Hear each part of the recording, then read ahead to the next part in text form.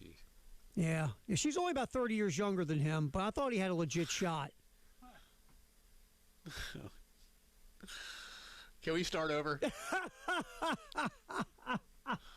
Let's just pretend this didn't happen. No. Well, hey, Dave, we're pulling for you. Yeah, there you go. That's right. Just give me a new bump and let's start over. Halftime show. Terry Ford. No, it's Jay a Phillips. post-game show. Now you got to start over again. I'm all messed up. Oh, my God. Post-game See, it's show. Dave's fault. Terry It's Ford, Dave's fault. Jay Phillips, Captain It's Dave Dave's showing me fault. his women. How you doing? Oh, God. How you doing? Well, I don't know. I am not in the state I was in when I was prepared to begin the program just about a minute and a half ago. But, hey, we're here. We're ready. So I'm good. I got things that aren't necessarily firing me up today, but there are a couple of things beyond the Gamecocks that have me a little – I don't know what the word is. You and I were talking about a couple of them earlier today.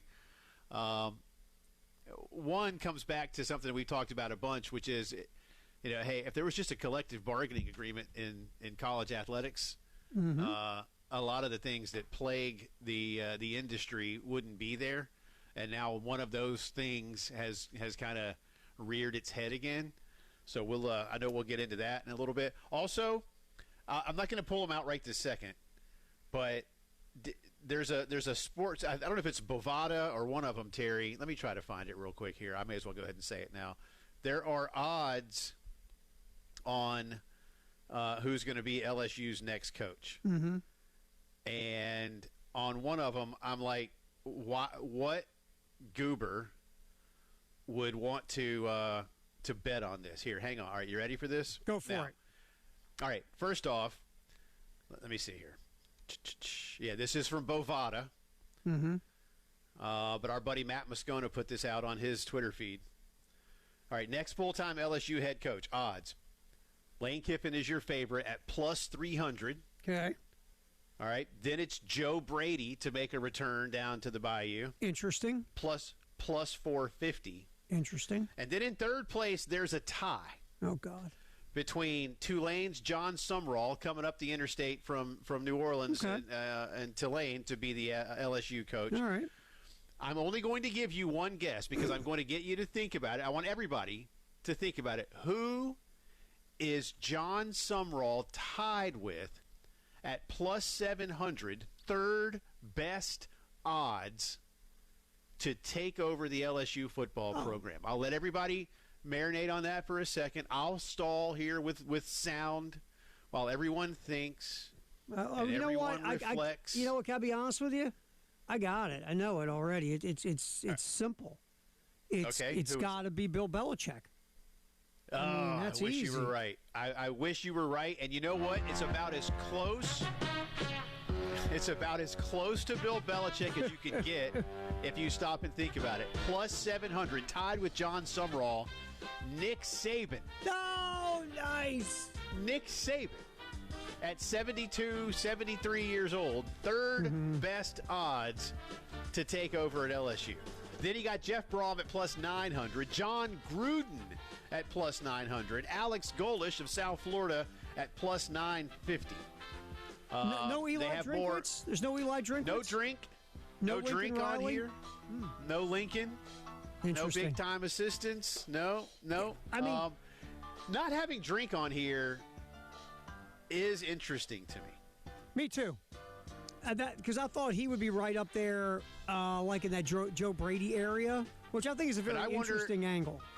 I wonder if somebody at Bovada, wherever they may be headquartered, knows something we don't in terms of Lane Kiffin is either down to staying in Oxford or moving to Baton Rouge and will not go to Gainesville, in which case maybe Eli Drinkwitz becomes the favorite in Gainesville. I don't know. I haven't seen Bovada's odds on the next Florida coach. I was going to ask you, check the Florida coach for Bovada. I'll see what I can do. Yeah, check that, and let's see if Lane Kiffin's the leader there, too, because he could coach LSU and Florida. What the hell? Yeah. Let's see. Yeah, next full-time LSU coach. They don't have – I don't see one for Florida right now. All they have right now is LSU. That is interesting. By the way, I think we should just play game show music under every segment. I don't have a problem with that. Not even a little bit. Yeah. But Let's see. That is interesting. You know what? Let's look at the Joe Brady angle real quick. Actually, you know what? You know who leads? You know who leads for Penn State? Okay, I have it now, Ter. Okay.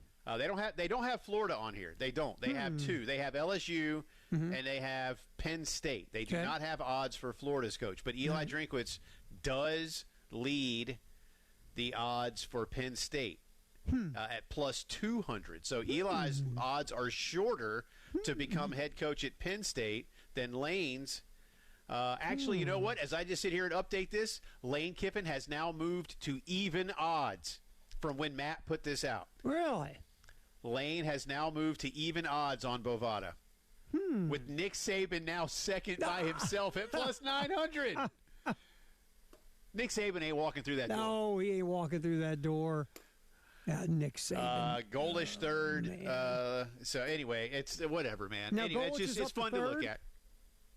Fun to look at, yeah. Let's see. Yeah, Lane Kiffin, even odds. Hold on, let me get this right. Oh, no, they've got their call. All right, Joe Brady second and Nick Saban third. Got to be honest with you, Nick Jonas has a better chance of being the head coach at LSU than Nick Saban. Probably so. Nick Saban doesn't want to coach again. If Nick Saban wanted to coach again, somebody would already know it. Right. I mean, Nick Saban was remember what was the tipping point? Remember that story, Alabama, the week of the college football playoff, and a player walks in as coach. Let's talk about my NIL deal. Nick was like, "I'm done. I'm done." Or that he said Miss Terry had a talk with somebody's mama about the same thing, and even Miss Terry was like, "Nick, what are we doing here?" So anyway, Nick's not. I love that though, but Nick's not. No. But so that's out there. We'll have some more fun with that as the Kiffin Watch continues, and this is why I've said this is going to be the best one in quite some time in terms of coaching carousel soap opera. Can I ask you real quick? Big openings after the. What do you think of it? What do you think of the Joe Brady angle? Does he want to be a head coach in college, Terry? That's my question. Seriously, I'm dead serious. I look. We know he's a really good developer. He's beginning to get his feet wet as a play caller, but it's at the next level. Does he want to come do this, or does he want to stay at the NFL level? I think that's the question, man. They'll pay you, but you can get paid in the NFL. Last time I checked, dudes get paid a lot of money to be NFL assistants and head coaches. I guess the reason because I didn't think of Brady. I heard his name out there early, and I'm like, I don't think so. But remember a couple weeks ago when Brian Dable got let go? Yeah. Sean McDermott, the head coach of the Buffalo Bills, at a presser that week had to say they weren't interested in bringing Dable back to take over for Brady because the Bills' offense had been struggling a little bit. So, again, I don't know if there is pressure this year on the entire Bills coaching staff, especially like Joe Brady, and if the Bills once again fall short, if the offense is clunky and with Dable out there available, would Dable want to rehab there and then all of a sudden Brady's job might be sketchy? I don't know. But because if I got the choice of coaching in the NFL or coaching in college, I'm coaching in the NFL, and it's not even close, right? Because you don't have the NIL and the transfer portal and all this other stuff going on now. I mean, some guys are just more cut out to do it, and there's plenty, but I mean, he's been, let's see, he went to William and Mary and played there. He coached there for a little bit. He coached a little bit at Penn State, then the Saints, then that great year with Burrow, and he's been in the NFL ever since. Yeah, and remember this, Jay. Remember, he wanted to get back to the NFL after that year at LSU. He didn't want to stay in college because there's a lot of talk about him, staying in college. He wanted to get back to the NFL. So I don't think he would take a college gig. I'm just throwing it out there as would he think about it a little bit? They threw him enough money and he thought his job was kind of tenuous in Buffalo. I don't think he'd go myself. I don't think he'd do it. And I don't think his job is tenuous. I mean, they had a hell of a year last year. They're doing fine this year. He's getting his feet wet now as a guy who has a lot. I mean, I think McDermott still has a lot of control of that offense. Am I right? But now McDermott's a defensive guy. It's really Brady's show. And the thing is, they've been scuffling this year offensively up until the other day when Josh Allen had 6 touchdowns. They have been scuffling offensively. That's why people brought up Dable to McDermott, because the offense had been, not as productive as it's been. Now, again, I don't think McDermott would want to run Brady out. I don't think McDermott's that kind of coach. but sometimes things happen. So I was just sitting here thinking, trying to be devil's advocate in my own head, why would Brady want to go back to college? But I think he's good. Yeah. Whether it's Buffalo or somewhere else, I think he stays in the NFL. He's an NFL guy. That's just me. I think so. By the way, for what it's worth, his master's degree, he got his undergrad at William & Mary. Like I said, he played at William & Mary. But Joe Brady's master's degree from the Pennsylvania State University. Really? So there's interesting. Something to think about. Just saying. Nice. Just saying. Anyway, we'll get some more from Carolina coordinators. Well, we don't really call Mike Furry a coordinator, but he did speak yesterday. Had a little bit from Coach Furry on some of what he's been trying to do to get some things going on the offensive side of things. We'll hear more from Clayton White today. We'll also have a lot of basketball for you, as both voices will be with us. Coming up at the bottom of this hour, our good friend Brad Muller. The Gamecocks winning rather easily against in-state foe Winthrop last night. And then at 4:30, our good friend Derek Scott will be with us. He is already on the ground at the Greenbrier. And while I want to talk basketball with him, and I'll save it for later, I want to talk to Derek about something that he did earlier today at that beautiful West Virginia resort. So we'll get into that with him. And we've got a start bench drop for you today, too. That is, we're only a week from Thanksgiving, Tare. So we're back to, this will be our third. We've done one each of the last couple of weeks, a Thanksgiving-themed start bench drop. And I have one Thanksgiving-themed for today. So we'll do that momentarily. Here's the thing, though. We still need someone to, smoke a turkey? Is that what we're doing? No, you need a deep fried turkey. Deep fried turkey. Yeah, you need a deep fried turkey. Deep fried turkey, and we need that. Well, I know the boys.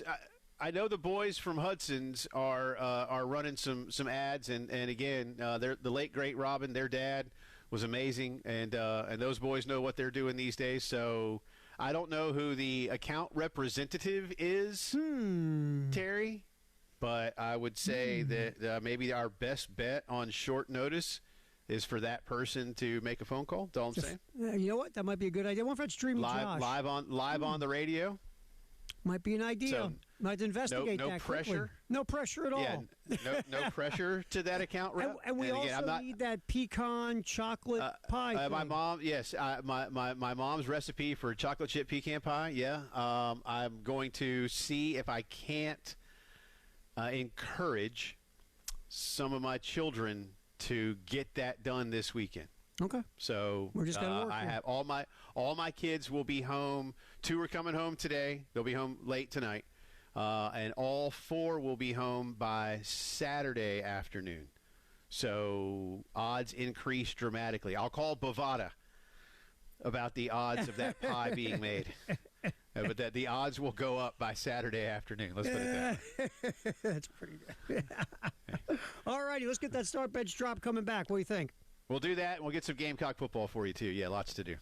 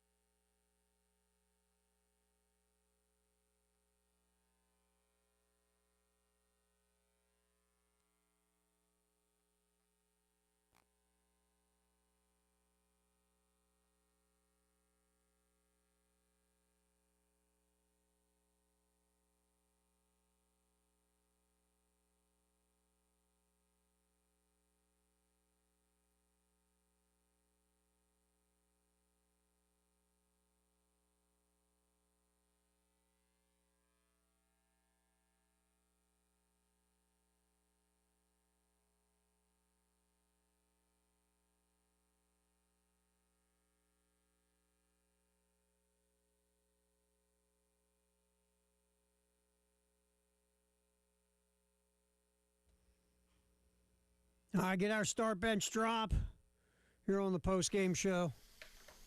A Thanksgiving themed start bench drop. All right, we got Yeah, we've had two of these already. We had first a couple of weeks ago is when we had the turkey one, where it was deep fried, oven roasted, or smoked. And then last week we had desserts. We had pecan pie, pumpkin pie, or apple pie.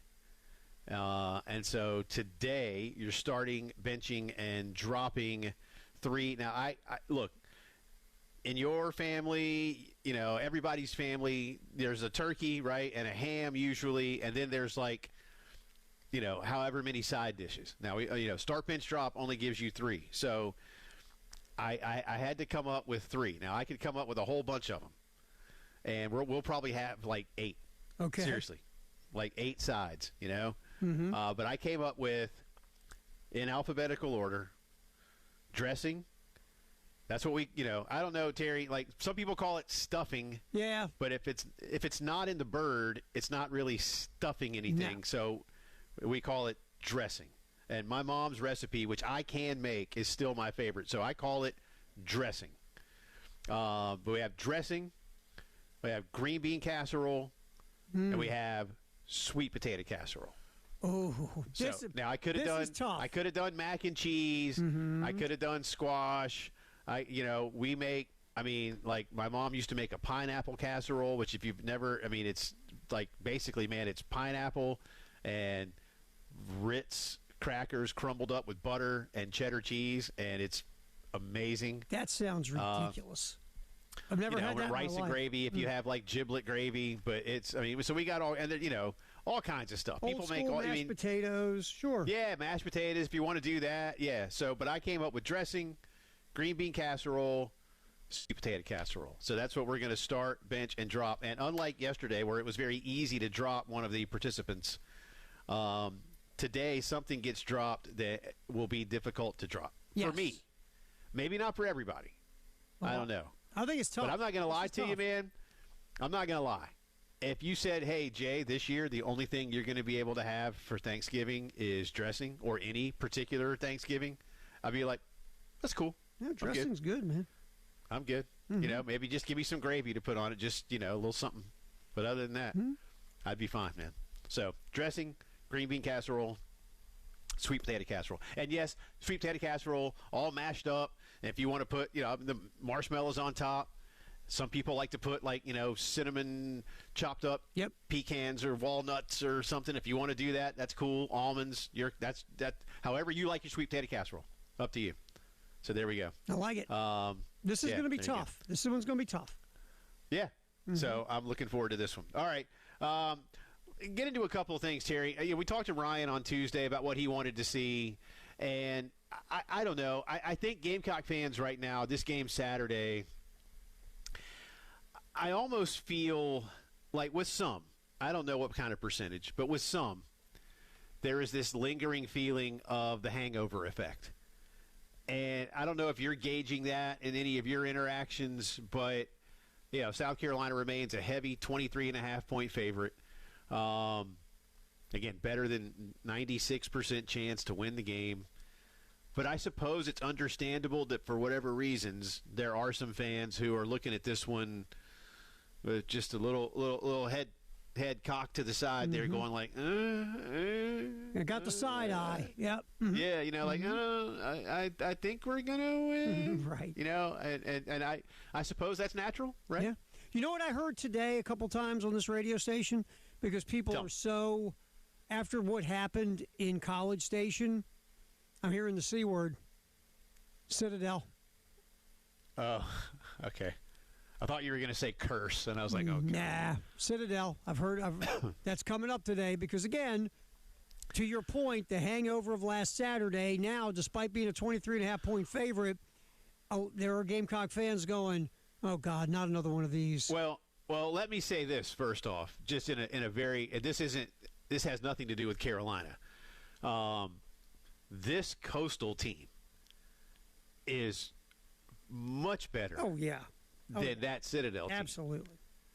Oh yeah, I mean that's like an old school Division I AA squad, right? Yeah, I can't. I think the point is they're looking at it like you're a huge favorite.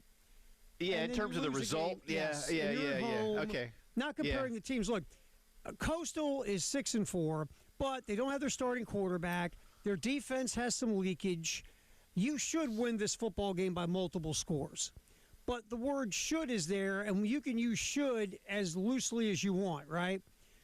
Right. But I see people, after what just happened, with their own hangover, right, Jay? Forget the team, their own hangover, concerned that you're going to lose a game to a squad that's won 4 of their last 5, and you're limping in there psychologically and mentally wounded. I think that's what concerns folks. And and I think that's, like I said, I think that's understandable. I would have maybe thought by now that some of that's begun to shake off. I don't think. Again, look, this Coastal's much better than that Citadel team, and that Carolina team. Remember, Spurrier had quit. They were in such a funk. That Citadel team had the kid. Forgive me, I forget his name. That went on to play for the Packers for a couple of years. And they had everything going for them, and Carolina had nothing.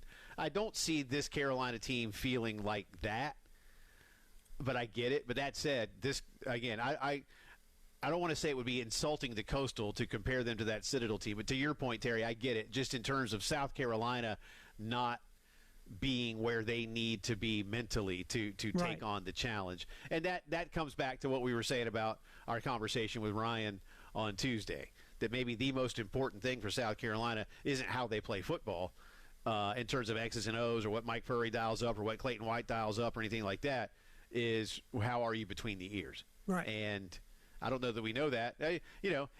Into the first quarter, I say we have a pretty good idea where Carolina is, one way or another. Yeah, I could see that. I mean, if they come out firing on all cylinders and get a big lead, then it should be a wrap, right? It just should be.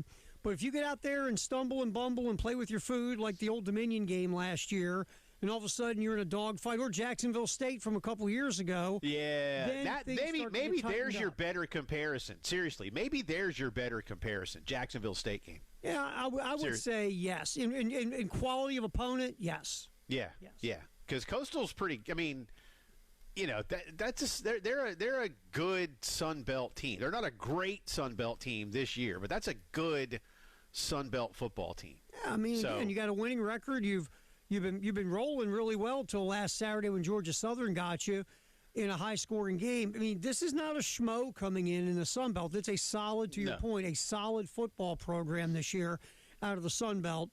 And that's why, again, you're not going to have your starting quarterback, so that's advantage South Carolina. But still, you can't come out there with your, Z game.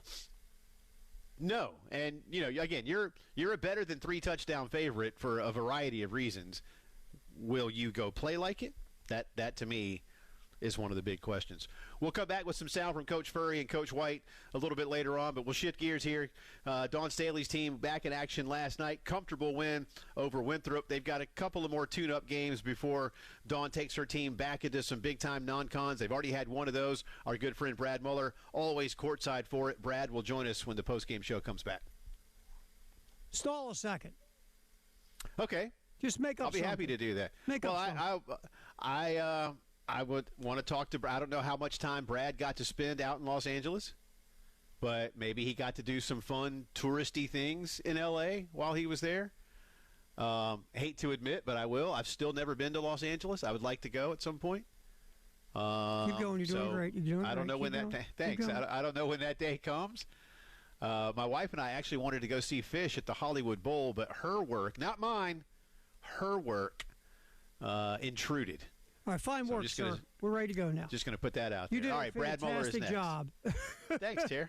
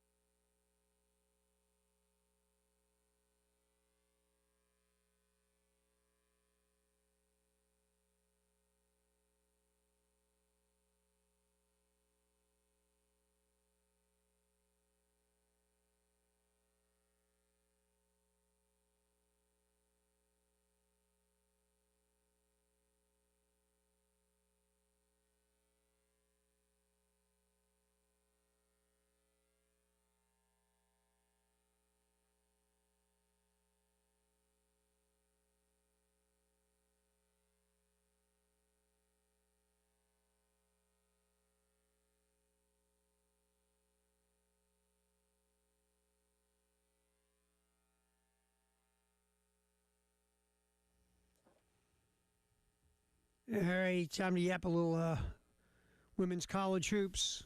Number 2 Gamecocks with our bud. Well, my bud. You weren't saying very complimentary things about him during the break, but my bud, Brad Muller. Brad knows better. Sorry. Brad knows better. Brad's been looking out for me, man. So, as he always does. Hey, Jay, you know what I love about Muller? He's not on, is he? And I don't know if he's on yet. I don't think he's on yet. I heard somebody laugh, but that could have been me. Us, right? And Muller can't hear us. What I love is when Muller is going to be a guest, he calls you. I know. He's the best, man. I won't lie. The first time he did it, when I was here, when I started here, like it feels like 15 years ago now, when he first called, scared the hell out of me. Yeah. Not used to a guest calling in. You know what I'm saying? I was like, what? Yeah, no. Yeah. So, Brad's the best. Yeah, Brad, he can't hear any of this, right? Because we're being nice about him. I'm very type A. Whatever it takes. But I'm serious. Brad's been checking in on me and looking out for me. So I appreciate that. How was L.A.? I guess that's question one. The game was good, but the rest of it rained the whole time we were there. I was told it doesn't rain in Southern California. But it never rains in Southern California. Apparently that's not accurate because it rained the whole time we were there. But so that was kind of depressing. But other than that, the game was good. It was the first time I had been to what are they calling it now? Crypto.com Arena, where the Lakers play, basically. Because since it was a neutral site game, we'd played at Southern Cal a few years ago. We'd played at UCLA a couple of times since I've been here. We got to go to the Clippers practice facility because that's where we practiced one day. So got to see a few things a few different places inside of gyms, but not a whole lot to see otherwise because of the rain. All right, when Brad, you look at where – go ahead, Terry. I was just going to say, all right, Brad, so besides your touring L.A. and going to all sorts of places you probably don't want to talk about on the air because it's probably illegal. Now, all right, so watching this team, look, we saw last night what you get in a high-quality score really quick, didn't we? Yeah, I mean, this South Carolina team, obviously they were tested against Southern Cal, not so much, the other night they took care of business early against Winthrop, which is what you want to see. The difference with this year and maybe some previous years is obviously the depth. You only have 9 players right now. You lost 2 players before the season even started to season-ending injuries, players that would either start or be first ones off the bench, and that's significant. So now you have 9, you're playing 9. And in years past, when South Carolina's had a lot of success winning the SEC and winning national championships, getting to Final Fours, they were able to wear teams down with their second 5 coming in and not really having much drop off. Well, now you only have 4 coming in right now, and at times there's a little bit of a drop off. Not saying that they're not going to be good, but you've got basically coming off the bench 2 freshmen and maybe some other folks that don't play the same positions as the ones they're replacing, if that makes sense. Brad, I know it's early, and I know there have only been a couple of quality games thus far, but Raven Johnson has had a heck of a start to the season. She's averaging about 28 minutes. The scoring, she's not asked to put the ball in the hole a lot. 8 points, about 6 boards, but she's averaging nearly 7 assists per game, and she's averaging better than a steal per game already and not turning it over too much. Take us through what you're seeing from Raven. We know in the offseason there was a lot of talk about one of the departures from this team with Malaysia moving on and maybe how she protected the basketball. Not to say they're the same player, because they're not. But in terms of what Dawn wants out of the one, what are you seeing from Raven in terms of how Coach Staley wants this team to operate from the front to the back? Well, you're seeing leadership on both sides of the floor with her. She's always been a good distributor of the basketball. That's never been a question. Obviously, off to a great start, as you mentioned, nearly seven assists per game. But it's a lot of the other things you can tell she's done a little more work in the off season to improve and maybe get herself ready, for the next level. Realizing, all right, this is my last go round, because knock wood, she's shooting the basketball better than she ever has. She's shooting close to 50%. She's shooting 46% from 3-point range. She's not taking taking a lot of shots, but if you leave her open right now, she's knocking shots down, and that's where somewhere during her career she's been very inconsistent as a perimeter shooter. And so far this season, she's been hitting, those shots. So you have to play her honest, or else she can hurt you. She's been very aggressive defensively, and just doing a lot of little things. And the other things that you don't expect out of your point guard, she's been rebounding the heck out of the basketball. She's averaging about 6 rebounds a game, and she's done a terrific job of crashing the boards. Again, the Gamecocks don't have a lot of depth, so sometimes the starters are playing a lot more minutes regardless of the score, and she's just doing a good job of working both ends of the floor. Hey, Brad, also what South Carolina has this year is a bucket getter in Latson. I mean, last night, I know it's Winthrop, man, I get it. But good Lord, I blinked and she had 20 points. She finished the night 24 points in 25 minutes. You scored 24 points, Brad Muller, on 11 shots. She's going to be an X factor down the road when South Carolina's struggling to get some offense, and she can go make some for them. Yeah, and she's another one that does a little bit of everything. I've been really impressed. Of course, she led the nation in scoring last year at Florida State, but this year she doesn't have to shoot as much, and she seems to be fine with that in terms of shooting when she's open or driving to the basket. She gets a lot of points driving to the basket, very aggressive that way, and she gets herself a lot of layups, which is great. Higher percentage shots. She's got a good first step and is able to get past defenders, gets out in transition very well. Obviously works well with Raven since they played together back in the day. Back in the travel ball days, but she's very unselfish too. She's not afraid to distribute the basketball and kick it back out to open shooters when there's nothing for her. I think she's averaging about 3.5 assists per game. So you like what you're seeing from her. This is a kid who has again led the nation in scoring, but she doesn't have to shoot it all the time. And if you leave her one-on-one, she has a good opportunity to beat the person in front of her, and that's obviously what she did last night with her biggest game of the year. Brad Muller is with us, the voice of Carolina women's basketball. Gamecocks go to 5-0 last night with a 50-point victory over Winthrop. Joyce Edwards is the current Southeastern Conference Player of the Week. We know what kind of skills she has, much like with Raven, who's obviously far more advanced in her collegiate career. But what are you seeing, Brad, from Joyce's off-season development that's going to take her up a notch or two or more in the conference this year? Really two things, confidence and efficiency. Last year when she first came out, you could see the athleticism, but sometimes unsure of herself with her footwork, would get a lot of turnovers, shuffling the feet early on.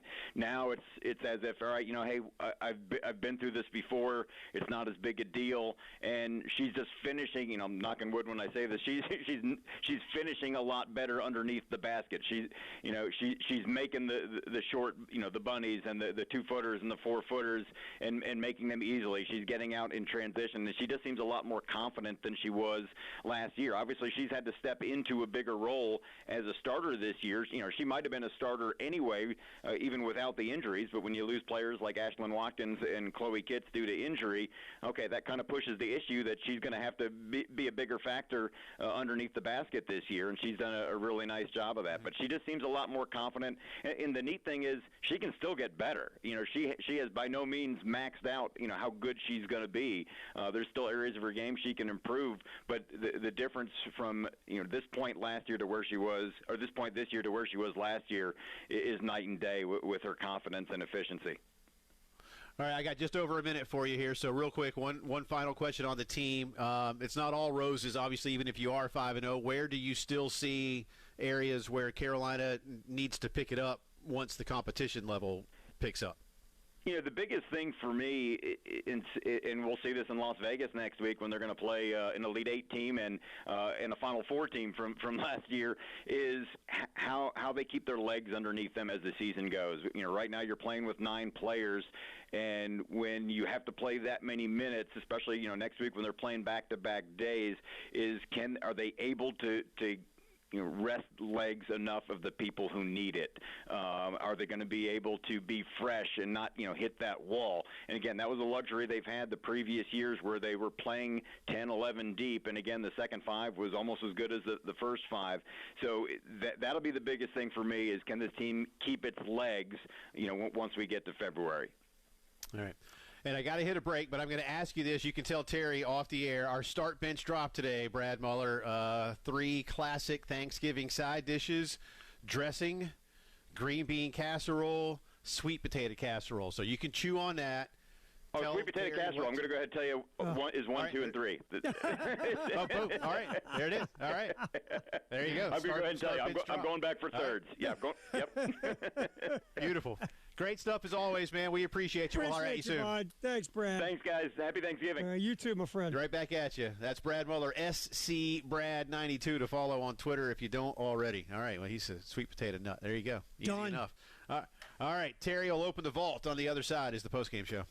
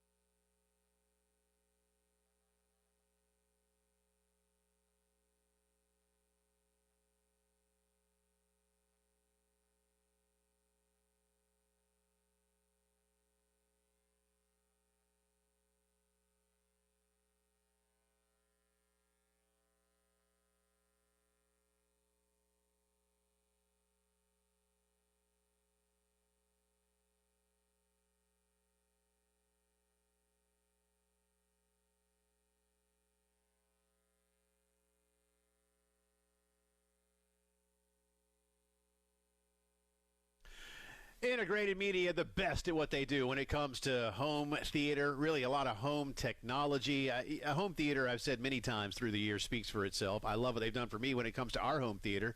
We got them all over the house. Love it. When we remodeled, just had the whole crew come in. Could still see Sean sweating in the July heat, putting all the wiring in. What a great dude he is. Michael, Nathan, Philip, Evan, the whole crew, Dave, man, everybody was here working hard. But anyway, now it's your turn, right? Just don't take my word for it. See for yourself what they can do when, especially this time of year, as the playoffs for both college and pro football are on the horizon. Basketball season heating up. All your holiday specials and favorites are already out there. So time to get it done better than ever. And security, they can put video doorbells in for you, video cameras inside and out. They can help you with your thermostat and your lighting. 803-948-8327. Nobody better to help you out than Integrated Media.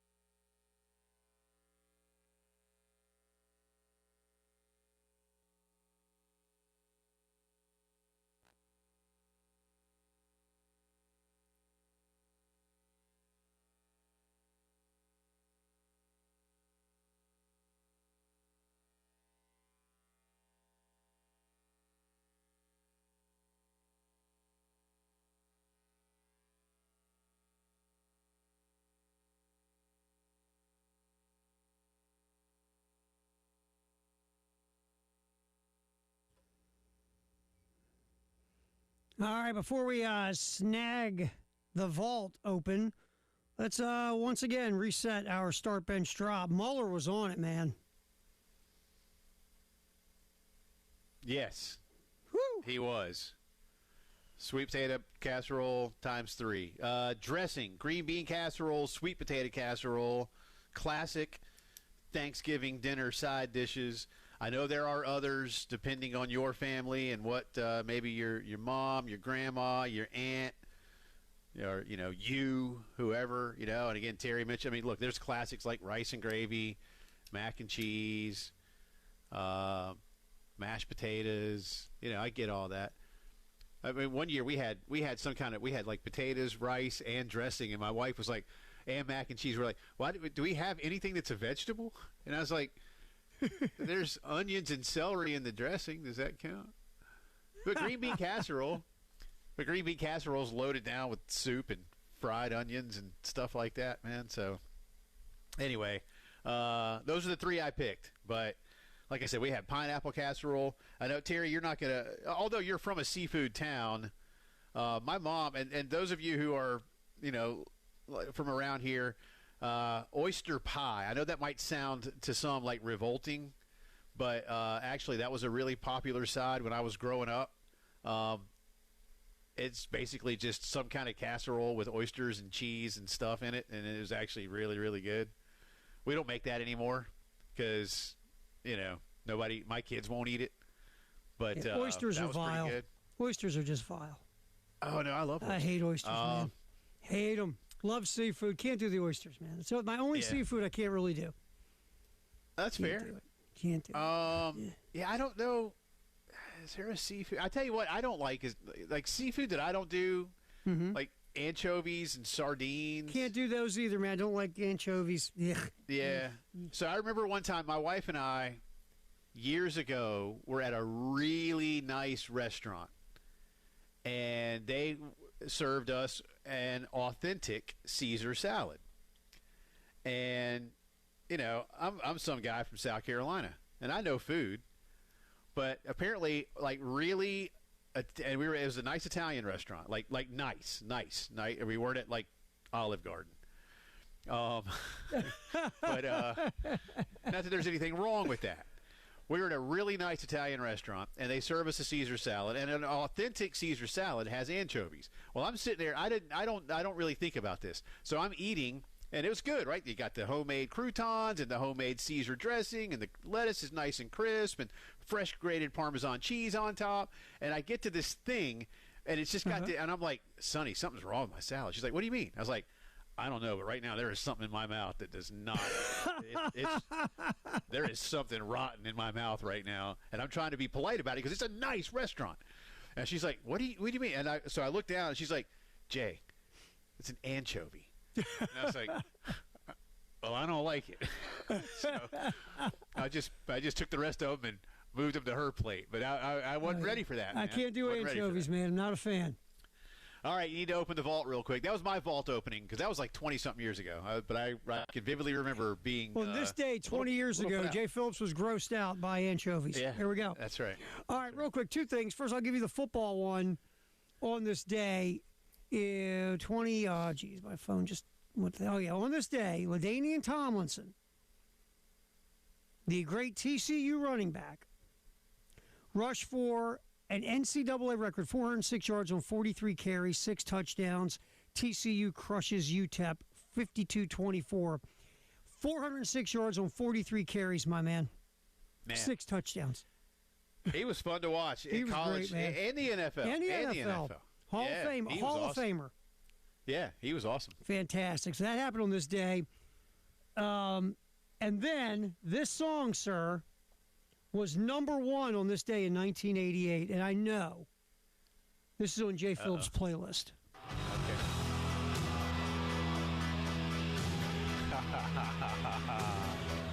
Man, let me tell you what. Bon Jovi, until about my second year of college, they were big. After a while, I was like, all right, it's kind of all the same. But there was definitely about a 4-year period where Bon Jovi was fun to listen to. They had a thing for a while, man, didn't they? They did, man. They had a thing. They did. All And right, they put there's on your quite a vault. show. Saw them in concert. They put on quite a show. They did. That was good times Rock back and Roll then. Hall of Fame members, Bon Jovi, sir. Yeah, good for them. Good for them.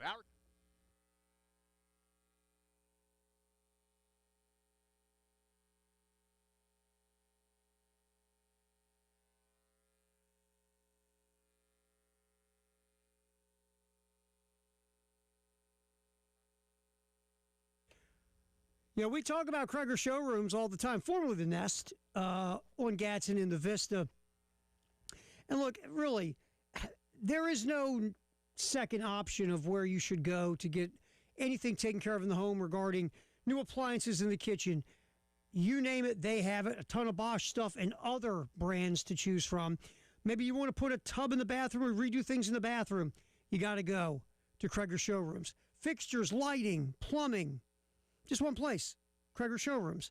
First of all, we'll talk about the showroom itself is ridiculous. It's phenomenal. The experience level of everyone there, phenomenal. Over 70 years of experience. No matter what your budget is, they'll make it work for you. No matter what your vision, they'll make it work for you. 803-978-2025. Again, 803-978-2025, Kreger Showrooms.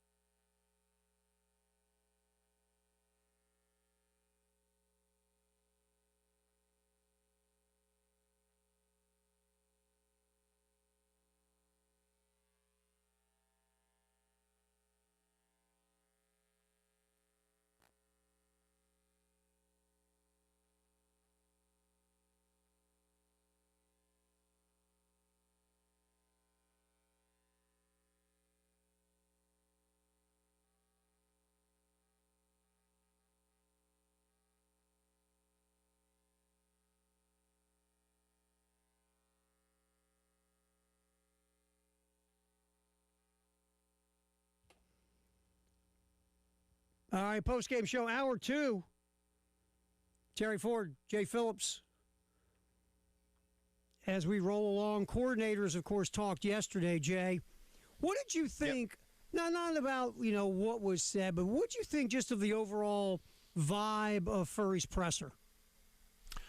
I liked it. And I don't want to sit here and use press conferences as ways to judge guys too much. I think Mike Shula did fine. Shula's done plenty of press conferences in his day as a college head coach and as a longtime assistant, in the NFL. I think Mike just has a different energy about him. I mean, look, I think Shane Beamer is different than Will Muschamp when it comes to press conferences. And, I mean, a lot of, Nick Saban was, let's face it, Nick Saban's like Bill Belichick. It's kind of monotone, and you sit there and you get answers, and some of them are good and some of them aren't, and some of them are coach speak, and some of them are funny and whatever else. But I like Furry, and we're going to hear from him here in just a second. Yeah, I don't know what the long-term future looks like. I'd like to think Mike can hang around as a receivers coach. Mm-hmm. I guess a lot of that's going to depend on who comes in and what that guy wants to do with the entire system, right. and how much evaluation he's allowed relative to what the head coach wants. I think this time around, Terry, the OC is going to have a lot more direct say in his staff, if you will. Well, I agree. Yep. Maybe than Marcus or Dowell had, or Mike for that matter. I think you bring up a good point, and because look, nothing against Mike Furry. Mike Furry might have they might score a ton of points against Coastal. Maybe the offense is more efficient against Clemson, but let's just be real for a minute. If I'm Shane, and I'm not, but if I was, I know how important next year is. I can't take a chance on just elevating an OC from the staff again, who has never been an OC or a play caller on the Power 4 level, even the Group of 5 level. I can't take the chance in a season so important and do that. I just can't. I got to get an experienced dude in here who has coordinated and called plays on a Power 4 or at least a high Group of 5 level. I can't take a chance. I just can't. I agree with you, and I would be very surprised if Mike Furry were the choice as offensive coordinator and play caller. Right. I can see him stay as wide receivers coach if everybody's cool with that. That's my point. Is might he hang around as receivers coach? I think that's a stronger possibility. Absolutely. And I'd like to see, because I know Sean has a proven track record as an offensive line coach, so yep. I'd like to see Sean Elliott stay. But again, depending on where Shane wants to go with this and who the person is, especially because we've talked about how there's a lot of words I could use. Precarious is one that comes to mind. Just how next season's going to look in terms of the demands that might be placed upon this head coach and on the program. That if somebody is coming in that's here to help save the day, all right, that they're probably going to want to have a lot more direct input on who's working with them absolutely on a regular basis. So, that just makes sense, and right? that would be fair. Mm-hmm. That'd be fair. That'd be perfectly fair. In the meantime, I want to play some sound from Coach Furry first, and then Terry and I are going to blend a little something. Nick Baumgardner is one of the Athletics draft analysts, and before we hear this, I'll just tell you that the headline from Nick's article today: should Lenoris Sellers enter the 2026 NFL Draft? Breaking down South Carolina QB's film. And he does a lot of that. But first, I want you to hear this, and this is a longer cut from Coach Furry from yesterday.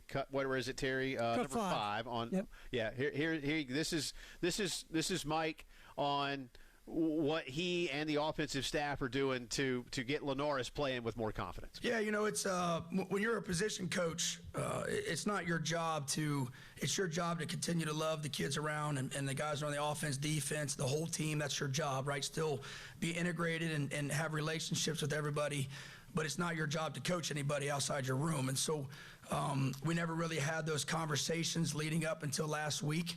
And Lenoris is a young man who is, if he doesn't trust you, there's not a lot of words that come out, right? Which is fine. That's great. He's guarded and he's locked in. He's doing his job.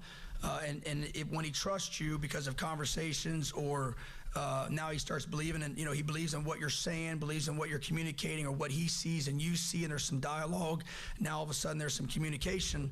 That conversation gets a lot bigger, and I think that's been the biggest thing over the last 2 weeks with Lenoris and I, has been able to communicate on the phone when he's away from the building, and what do you like, and what's. And also, I told him too, now listen, this isn't going to be like, hey, we're going to do everything you want. Like, you're still a young kid in college that still needs to learn and develop as a player. So, there's going to be things that you might like, but there's going to be things I'm going to tell you that this is not what we do successful, so we need to do this. And, I think there was a relationship that we started building of, okay, I see that, and hey, I'm not going to be able to get away with everything, and this is what we're going to do to help the team. And so I think that relationship grew a lot over the last 2 weeks and all the way into today at practice. I thought today at practice and this morning he spoke to our wideouts about some plays that he wants to get done and what's he demanding. And I think those are all steps for him from a leadership role that we're pushing him to become.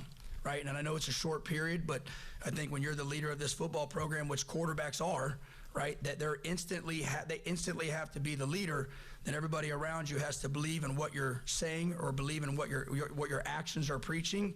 And so we're working on that as well, not just throwing the ball, not just reading keys. It's a full development thing that I think has definitely expanded over the last 2 weeks. And I've had fun with it because I've just gotten the whole, a couple of words here and there, and, we go paintball and do some stuff like that, but it's still not a, hey, we need to do this or you need to do that from a mechanic standpoint. It's just, a relationship and a respectful relationship. But it's been a lot of fun. He's been very, very receptive. I think some of the throws that he threw in that game at A&M, I think the throw to his brother in the first half on a third and long, staying in that pocket, throwing the corner out the pup. I think the ball he actually threw to Harbor at the end of the game, standing in that pocket and throwing that thing on time. Those are things that he has continued to get better at. And one of it's, trusting the guys up front, trusting what's being called, and executing. And so those will be things that we'll continue to work on here as we finish out these next 2 weeks. And we're not going to put we're not going to take our foot off him at all. Or any of these guys, and our job is to continue to develop them and get them ready and prepared and get them to play as best they can play on Saturday. I know that was long, Terry, but I hope everybody enjoyed that because I do think it's a real insight into what Mike wants. Obviously, it's what Shane wants. To a large degree, it's what Lenoris wants. And I think it's what fans want to hear, too, and maybe something that was missing. And that's not fair to Mike Shula. It's not like Mike Shula was just sitting there saying, Lenoris, you will run these plays. I don't care what you want to do. I don't care what you can do. But it felt like that at times. But I do think, to your first question to me about Mike's presser yesterday, there is, for whatever it may mean, for whatever it may be worth to whomever is listening to it, there is a different energy. Is it a better energy? How do you really measure that without results and successes? I'm not so sure, but I like the communication aspect of it. I like what he said about if he doesn't trust you, he might not open up to you, and that he feels like they've got a good rapport. And how much of this, Terry, without getting too far ahead of ourselves, because we're going to talk about some of this, but how much of this is about, if he's going to come back to school, making sure he wants to come back to school at South Carolina. And that there's still a large amount of growth for him to attain while he's here in Columbia. Yeah, I have no idea on that last one, but I feel like all of it matters in the grand scheme. Yeah, because I think so many things that we didn't think were going to be on the table could conceivably be on the table, right? I mean, right. And we're going to bring up something because you've got from The Athletic, and I've got a little blurb from ESPN on the drafting or the draft, capsule of Lenoris Sellers. Let's talk about the coming back to South Carolina really quick. Let's throw this out. All right, if Lenoris Sellers would come back to work on his game and he's more comfortable coming back to the college game to work on it, and he's heard enough intel from the NFL that he really does think in his best interest is to come back, take your NIL money, and play another year with the Gamecocks, you will have most likely another offensive coordinator. That means you'll have 3 full-time OCs and an interim AC or OC in your time at South Carolina. That's a lot of different ears that and voices and all these things that you've had going on if you're a quarterback, correct? That's just like the NFL, Ter. Yeah. So I guess what I'm saying is that's something else that, as we know, we've talked about this. I feel like Shane's got to bring in an outside guy to be the OC who's got experience in being an OC and a play caller in the Power Four, or at least someone who's really good in the Group of Five, who's like a no-brainer type. But again, you're bringing another voice in for Lenore's. Here we go with another offense, and another system, and another scheme, and another philosophy. And that's a lot of different people, man. I'm just saying. Well, let's get into this because, again, good article today. And then, by the way, let me say, Nick Baumgardner wrote this. He did not give an answer to the question, should Lenore's Sellers enter the 2026 draft? Like a direct opinion answer. What he did was provide some information. So I want to read a couple of things here to you. This is verbatim from Nick's piece. The biggest issue beyond Sellers' control has been South Carolina's pass protection. Entering this weekend, Sellers ranks as the second most pressured Power 4 starter 139 times, behind only Texas Arch Manning. The difference, Manning has faced one of the highest blitz rates of any quarterback in college football. Sellers is among the least blitzed quarterbacks. He goes on to say, Shula, who, of course, has been let go, Shula dialed up several vertical concepts earlier this season only for them to be sabotaged by horrendous blocking time and time again. So there's one part of it, Terry, to talk about should he or shouldn't he enter the draft. NFL scouts and their coaches and GMs will look at some of that film and go, not his fault. Absolutely. Not Absolutely. his fault. And that will play to his strengths. Mm-hmm. And it says here too, one other thing. I know we'll take a break and come back with some of this. And again, let me read verbatim because it's better for the conversation. Sellers isn't running himself into pressures or sacks either. He's been guilty of hanging on to the ball too long at times, and that's absolutely part of the argument for him returning to school in 2026. But, Nick writes, most of the pressures or throws on which he's had to bail quickly have come because he's had zero chance to finish his drops. So that, Terry, comes into two things. One, that's one of the ways that I've been labeling this. He's making bad plays for good reasons. He's trying to finish the progressions, but he doesn't have time to. I applaud him for wanting to finish, but you still can't take a sack. Right. However, he doesn't have time to throw the ball because he's been asked to take too many five-step drops, and before he can take the fifth step, somebody's in his grill, or two people are in his grill. Or because a lot of times, and he makes mention here, does Nick, of a particular series against Missouri where they only rushed 3, and they still got through. And so everybody, not only did they get through with 3, but everybody was covered up on the other side. Well, what game was because they had 8 guys defending. Wasn't Oklahoma that rushed 2 and got him? If I remember, was it Oklahoma, or was somebody rushed 2 and got him? Yeah, a couple times. Yeah, I mean, so you're just dissecting this line so easily, and again, so much of this in terms of production or lack thereof just stems from how little protection there has been, and that is something the NFL will look at and go, absolutely. All right, we can deal with that. We'll fix that. All right, so. And on the other side, the first thing you read also brings in something else into play when the NFL is going to be looking at Lenore Sellers. And the first thing you read leads into what I'm going to read from ESPN's Matt Miller about what a scout in the AFC East said about South Carolina's offense, Lenore. So we got all this. Yep. What's that big pot of gumbo? Right? We're going to do it next. Let's do it next. That's right. Let's do it. That's coming up next on the post-game show in the game.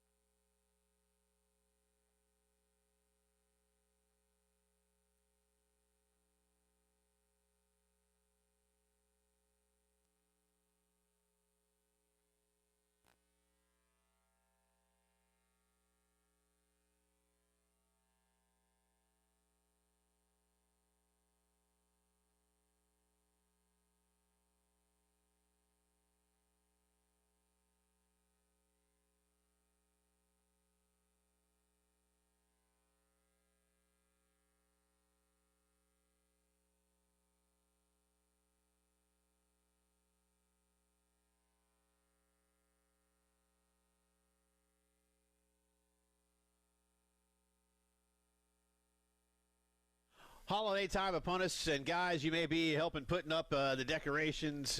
Maybe you're like, again, one of those great movies, and you're up on the roof putting the lights on the house.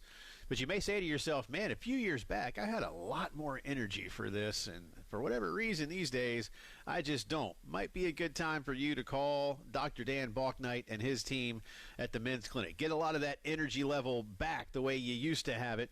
803-875-MENS. Could be a lot of things that are going on out there for you. It might not just be putting up the decorations either. As we've said, it could be the weight room, the bedroom, the boardroom, the game room, wherever it might be. You're just not feeling like you anymore. Don't be the guy that wants to tough it out, and don't be embarrassed about some of the things that could be ailing you, because medical experts at the Men's Clinic are ready to help you out. No one size fits all. They'll prescribe a treatment just right for you and get you back to feeling the way you want to. Do it for yourself. Do it for your family. 803-875-MENS, and learn more at themensclinicsc.com.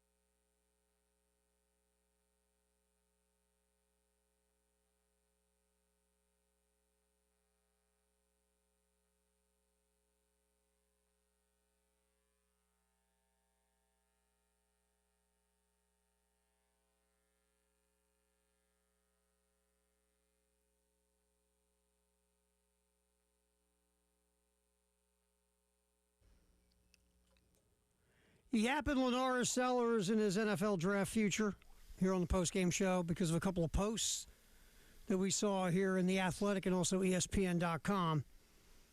Okay, Jay Phillips, so basically if you look at The Athletic and what Nick said, Nick is saying what you and I have been discussing, that the NFL folks are going to take into account the offensive line play for South Carolina this year, the offensive system in general, the play calling, all the things that have helped contribute to Lenora Sellers' season. Again, Lenora Sellers gets some blame himself for some. No one's saying he's blameless, but a lot of the things that have happened to him this year have been because of the offensive line, the system of offense, and the play calling. Is that fair? Yeah, things he can't control. Before I turn it to you for what you want to read from ESPN, let me give two more quick blurbs here from Nick Baumgartner's piece in The Athletic.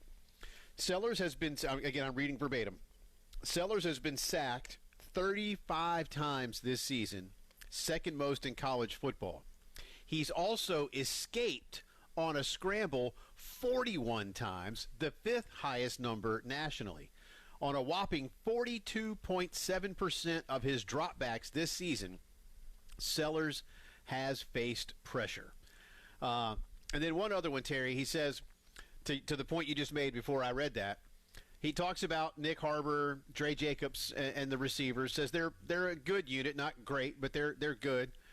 He says it's not a talent problem, and it's not even necessarily a system problem. The performance of South Carolina's offensive line is the chief reason why Sellers' current draft evaluation is complicated. But even with Sellers' struggles in 2025, and this is the last thing I'll read, it's hard to envision a quarterback-needy NFL team not grading him as a first-rounder based on talent alone. The only way that might change in the coming months is if Sellers fails to impress during interviews. So while Nick himself, Terry, doesn't say he should leave school or he should come back to school, I think he lands more than anything at the end of the piece there on kind of where I know I still am from an observer's standpoint. I know through my career and watching the NFL, and you do too, how they look at a guy like that. Mm-hmm. And I think you made a great point. You and I were talking off air. I can't be one of 32 teams that doesn't make him a first-round pick, because then I'll be one of 31 teams that in the second or third round goes, Dad, gummit, why didn't we take that kid? Right. And I don't think they can live with themselves with that. I think that's how good a talent and how high a ceiling Lenora Sellers has. Look, let's go to something here where, look, Josh Allen struggled in college with his accuracy big time. Yeah. You look at Jordan Love through 17 interceptions his last year at Utah State. Josh Allen played in the Mountain West. Right. So these are guys that weren't being judged solely on what they did their last year of college. They're being judged on their physical traits and their upside and their potential, and they both went in the first round in different spots. This is what Matt Miller, the Scouts Inc. guy for ESPN, they were writing about different players, and they brought up Lenoris. And this comes from an AFC East scout, said to Miller, Lenora Sellers needs to get into a system with a better offensive line and some real route combinations. The offensive line's the number one culprit here, but the route combinations are also to blame. You brought up what Nick said about running verticals. When I go back to the play on Saturday, the 2nd and 1 on the final drive after Juwan Howe catches the screen and goes 9 yards.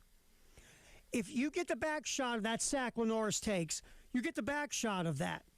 They are max protecting and running two guys deep, two verticals, Jay. Mm-hmm. And Lenoris gets sacked.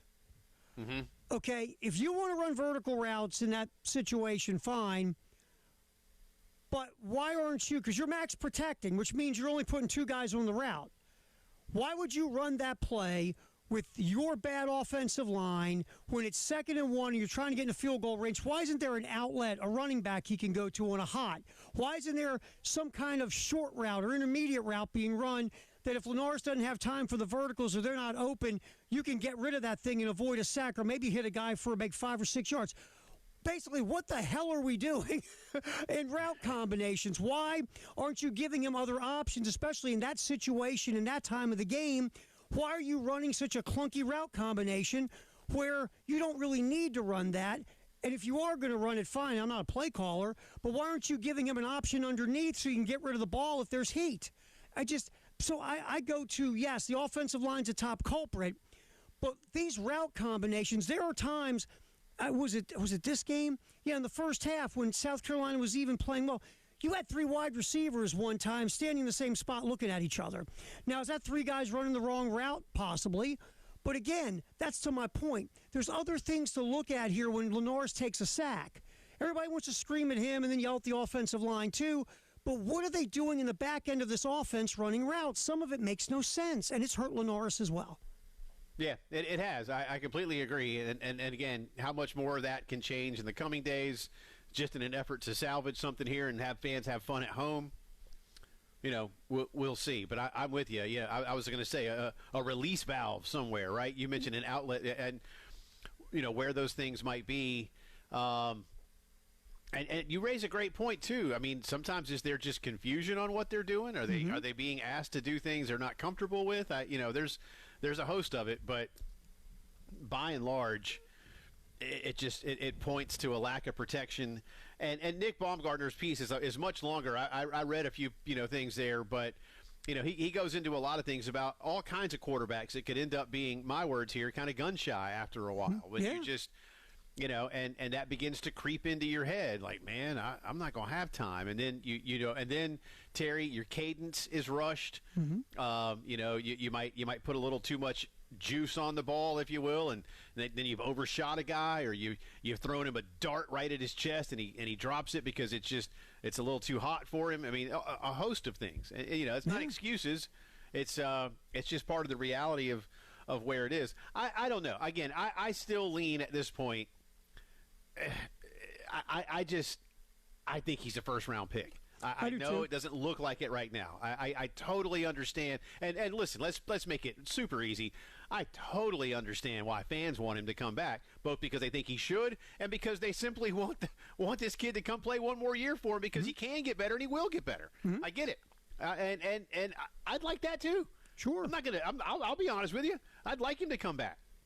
But man, if you're looking at a $25 to $35 million payday, if somebody's willing to do that, and those conversations will be had over the month of December because he's got until mid-January to declare. Right. Whew, I don't envy anybody in this. Shane, the new OC, Lenoris, his family, and Lenoris will get paid next year, Terry. Sure he will. He'll make $4 million to come back to college, whether it's Carolina or somewhere else. 4, maybe up to 5. Okay. Who knows? Depending on where. Let's play the game real quick. Let's say Lenoris hears that he's a first-round pick, but it's the last 10 or 12 picks of the first round. Let's just say that. To me, that's where I'd want to be if I were him, because you're going to go to a team that's most likely going to be able to sit you down for a year because they're already got a starting quarterback. They just have a veteran quarterback who's aging. All right, let's say you get intel that you're going to probably be picked no higher than from 20 to 32.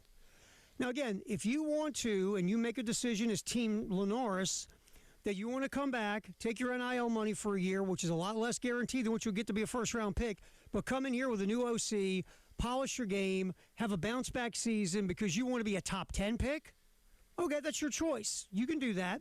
But if your goal is to be a first-round pick, I have a feeling he's going to get intel saying he's going to go somewhere, again, probably after 20, but I just can't see 32 teams passing up this skill set with this kind of potential and high ceiling, Jay. I just can't see it. I just can't. I agree.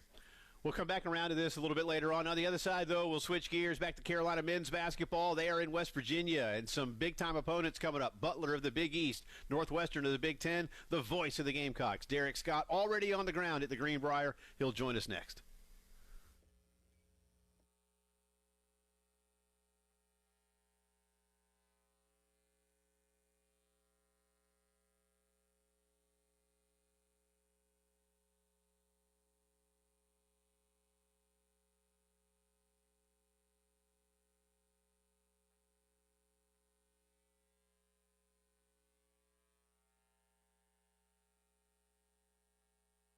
Love telling you about Griffin Pools and Spas. Again, like a great holiday movie classic, maybe you could be that hardworking dad that wants to give the family a pool with no extra holiday movie shenanigans.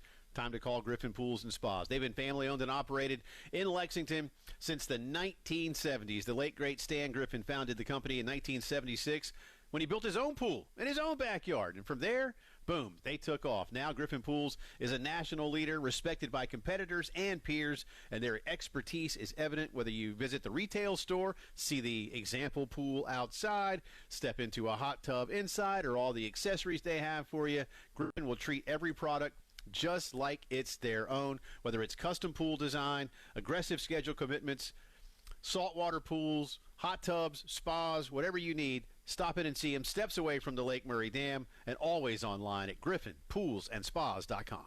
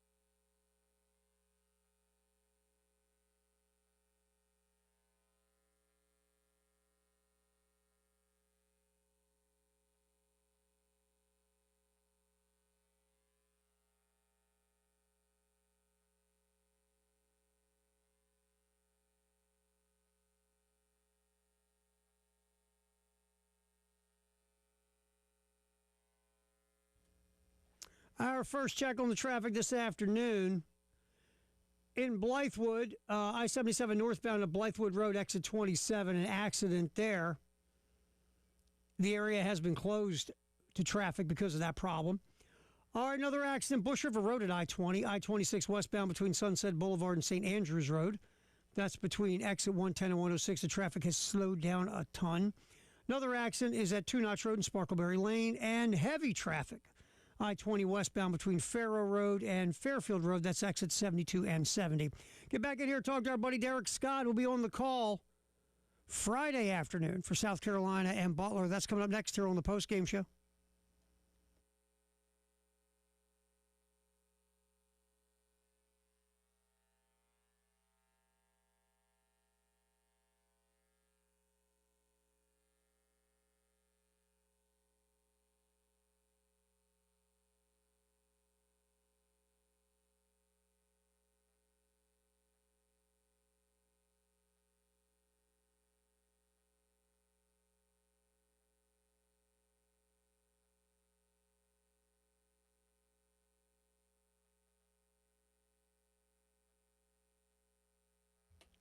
All right, we're on the postgame show. Terry Ford, Jay Phillips. Tonight, we have Carolina calls, 7 o'clock. Thursday night football also. Tomorrow, 1:30 right here on the game. We've got Carolina Butler men's hoops. This guy's living large, Jay. Hang out at the Greenbrier.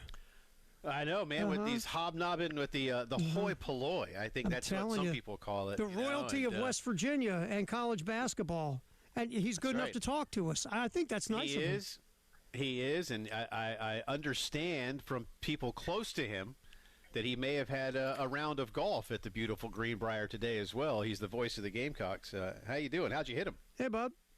Like I always do, a few good ones, mostly bad ones. But it didn't matter. It was a great day to be out there. And shouts to my friend and yours, Rock Lucas from out at Charwood, who was able to work some of his magic and get me a rate that wasn't just insultingly expensive. So that's never a bad thing either. So Rock knows people, man. Rock's the guy. He'll get you hooked up.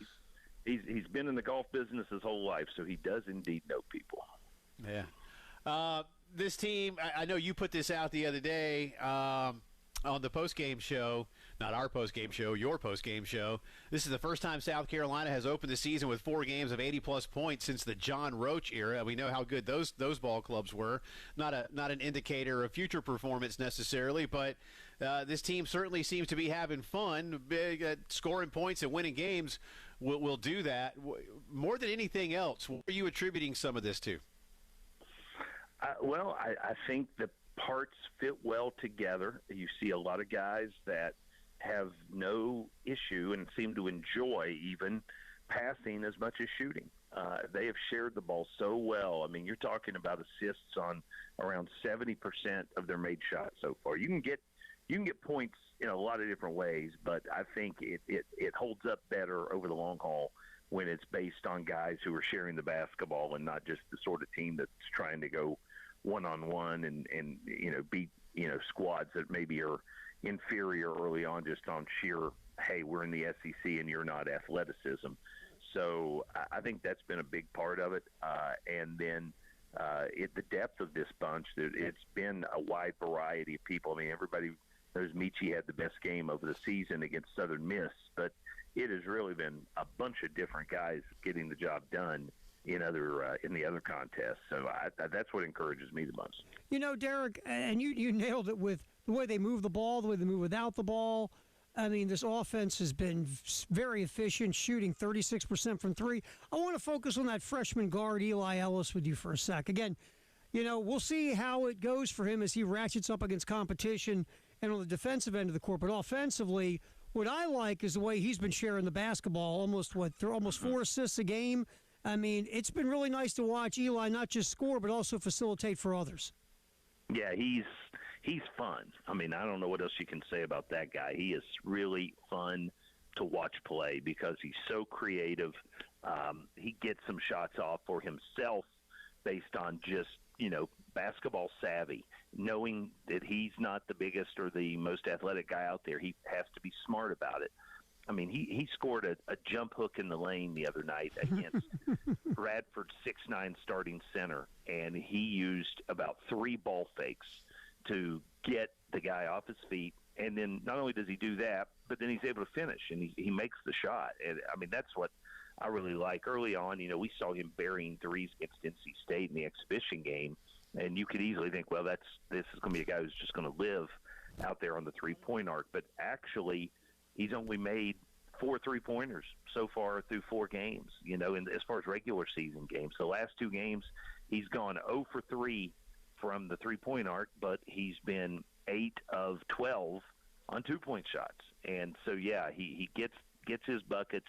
He's averaging 13.5 a game already. And then, as you mentioned, Terry, he's been, 4 or more assists in 3 of the 4 games. And I people are warming up to him because he's so much fun to watch play. Talking to the voice of the Gamecocks, Derek Scott, as Terry said, Carolina and Butler tomorrow. Big East opponent for the Gamecocks at the Greenbrier Classic, and Derek is on the ground in West Virginia ready to call that one. All right, I'm putting you on the spot a little bit, and this isn't going to be like asking you who's your favorite kid or something like that, Derek, but maybe, there's 10 guys that are averaging double-digit minutes right now, and this is, for the large part anyway, a new roster. Give me a couple of guys that have caught your attention, not to say you wouldn't have expected it, but that you have been just pleasantly surprised by, or that you have said, oh, okay, there's a little something more there than I might have seen in summer and fall conditioning.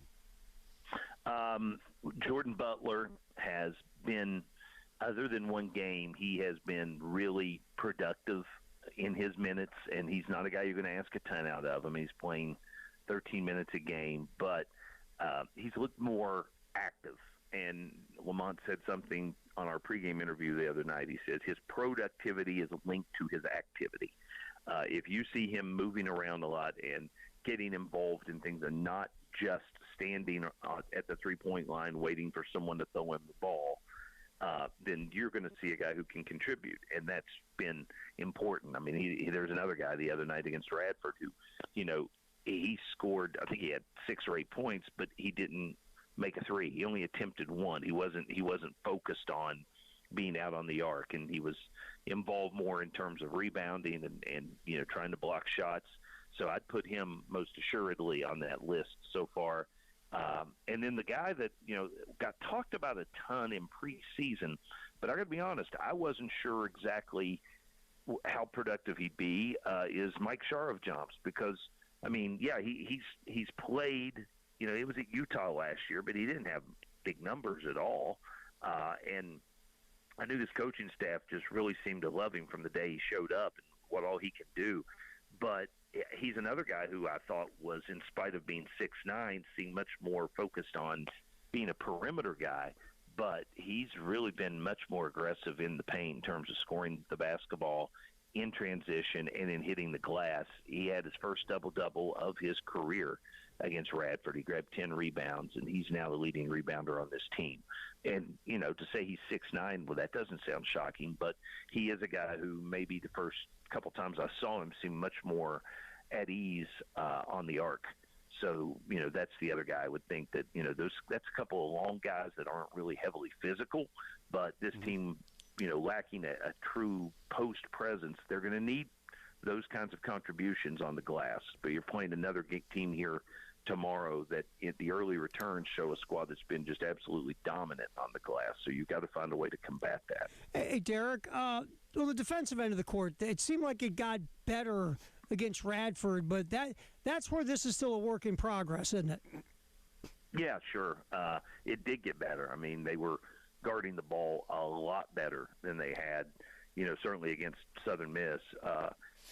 And that was a team in Radford who, their coach prides himself on being kind of an NBA guy.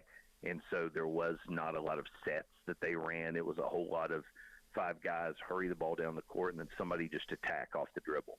And that means, you're going to be exposed individually to have to try and guard your man and keep them out of the paint. And South Carolina did a wonderful job of that against Radford. And they're going to continue to be tested in that manner. There's no question. So you've got to – that's a lot of that's want to. You don't have to be a great defensive player to still be able to just fight, just fight for your space on the court and don't let someone just go to the basket. Don't get out of the way. Get in the way. Put your chest in there. Even if it means you commit some fouls, make it hard. And that's the part that we're all, I think, still curious to see how much this team leans into that. Where are you having dinner tonight, man? They got a lot of choices at the Greenbrier. Yeah, tonight is TBA. Tomorrow after the game, I got reservations for the Jerry West Steakhouse. That's going to be the big spot tomorrow. There you go. I was going to ask you. I was going to ask you about that. The team's going there tonight, so they're going to. I told Casey he's going to be there tonight. I told him I wanted a full scouting report on what to have and what not to have, and he looked at me like I was crazy. So we'll see how that translates. Well, we'll look forward to the review. Have a great call this weekend. Gamecocks have Butler tomorrow and then Northwestern over the weekend, and they'll be back home next week. Happy holidays starting up here early, sir, and we'll talk to you real soon. Appreciate you, my man. Thanks, Derek. All right, guys. Take care. See you now. That's the voice of the Gamecocks, Derek Scott. D. Scott Gamecocks. Yeah, Prime 44 West, Terry, is the Jerry West restaurant.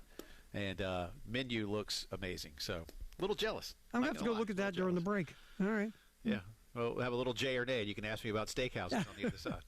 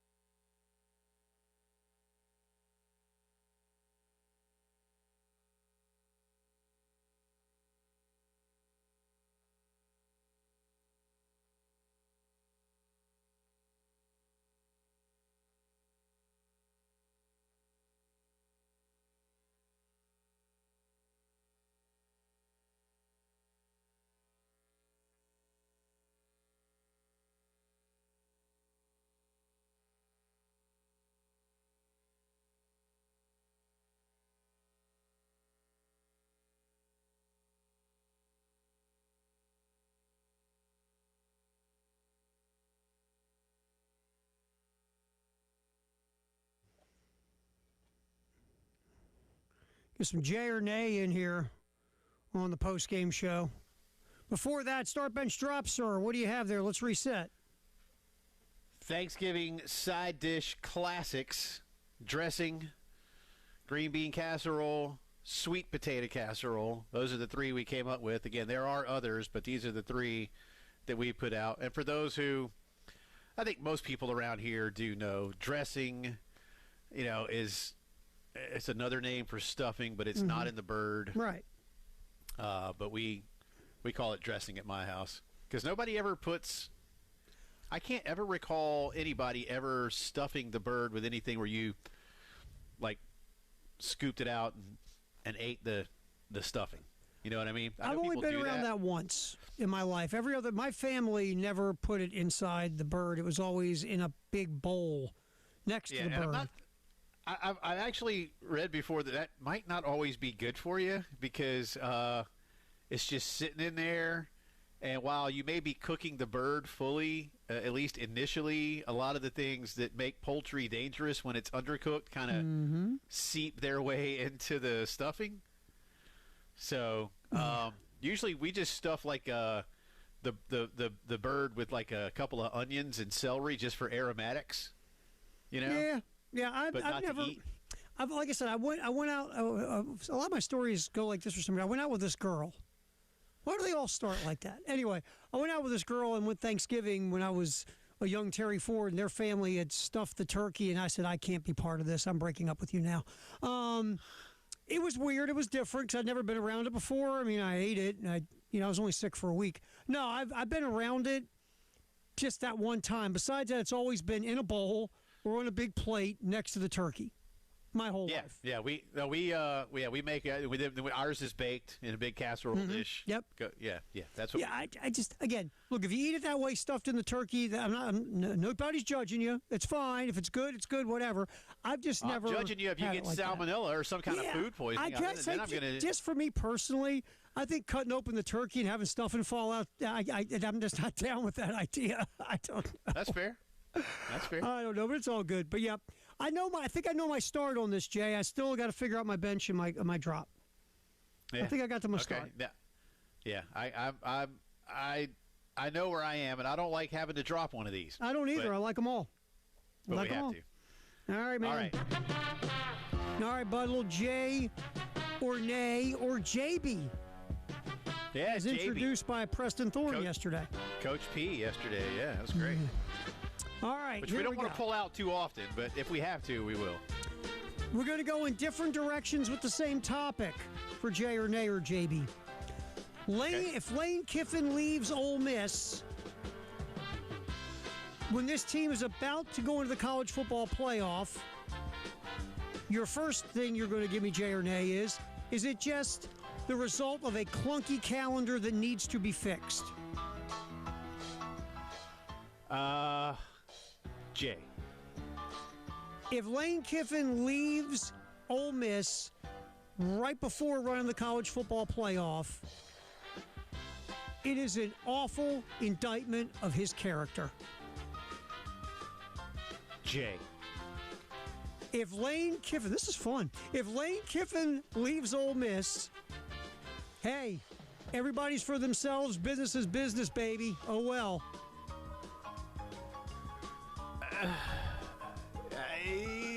I mean, Jay.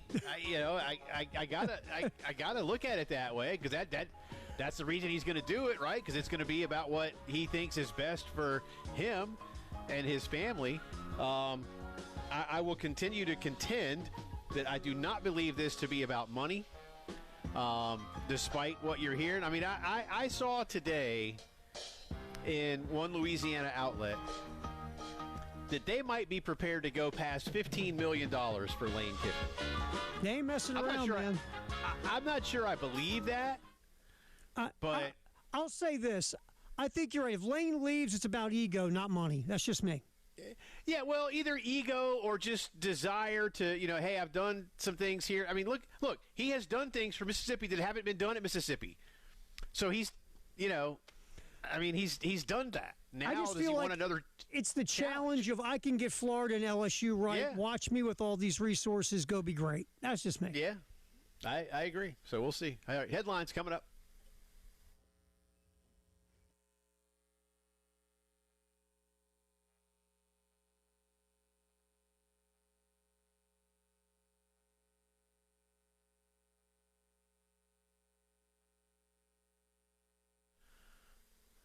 U.S. Brick has been in business for more than 90 years, headquartered right here in Columbia. You might not have known that. Mikey Johnson and his team have been growing of late, though, so they're not just in Columbia. They now also have plants in Alabama, Tennessee, and Indiana. But here in Columbia, they produce residential, commercial, and authentic tumbled bricks. If you want that really cool, old colonial look with brand new bricks, they've got a process that can give you that historic look, and you can get all those things done today. The brand new Exterior Design Center is a fantastic option for you to go in and quite literally see and feel what this brick looks like and feels like. They have it up on the wall, fully displayed, pretty much every kind of brick that they make.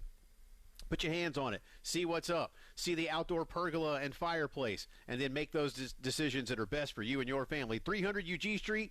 Learn more at usbrick.com.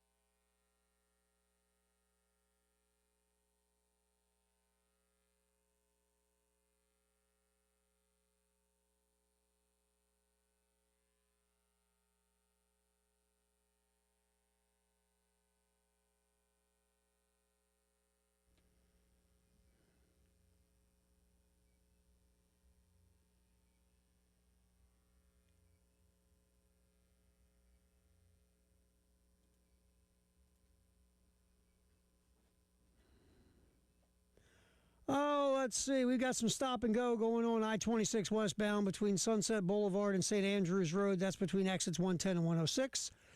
An accident, Bush River Road at I-20. Also another one, Garner's Ferry Road at US 601. I-26 eastbound at I-385. Also Lincoln Street at Blossom. And Two Notch at Sparkleberry. In Blythewood, an accident has been cleared at I-77 northbound after the Blythewood Road exit. That's 27. And plus, we have our typical construction that drives us crazy and insane. We'll jump back in here, 5 o'clock news, sponsored by our buds at Integrated Media. And don't forget, tonight, Carolina Calls, 7 o'clock, with Shane and Todd. And we have Thursday Night Football also on the way this evening right here on The Game.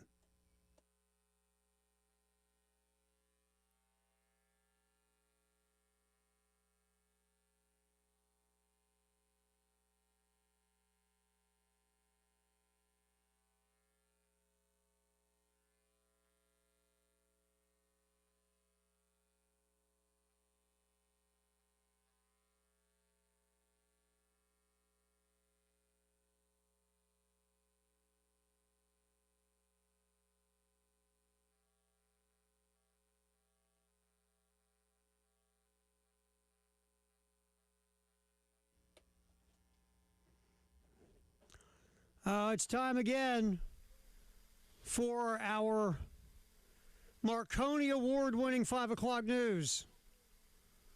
Sponsored by Integrated Media. The Edward R. Murrow and Walter Cronkite of our time. From the sports desk, Jay Phillips. Marconi, Cronkite, and Murrow. How old are you, man? Dude, I know. You like that? That's good. You like that? Good. Yeah. By the way. I know who all those guys are, though, so there's that. Because we're guys who know who those guys are. Yeah. It sounded better. Sure. You know what? Right now, I don't think I can tell you the 3 news anchors on the network news. I don't think I can do it. I know Tom Yamas is now taking over for Lester Holt at NBC because that's what I watch. See, I remember Lester Holt. I like me some Lester Holt. I love Lester. Yeah, he was great. Yeah. I don't know ABC or CBS. I got nothing, man. That's why I got to go. I mean, nothing against them. I just don't watch those. I watch NBC News. I just don't. I just have decided to take myself out of the news watching business. So I just don't watch those newscasts anymore. It's not a bad thing, to be honest with you, because these days, man. I won't lie to you. When my girlfriend or my kids say to me, "Hey, did you see this on the news?" I said, "Is it on ESPN?" If not, I got nothing. I got nothing. I don't get news alerts either. I get sports alerts, but I do sometimes try to keep up. But anyway, let's get to the sports news. Go with our Marconi Award-winning sports report. I'll do my best to win an award, or if not, at least provide some quality information here.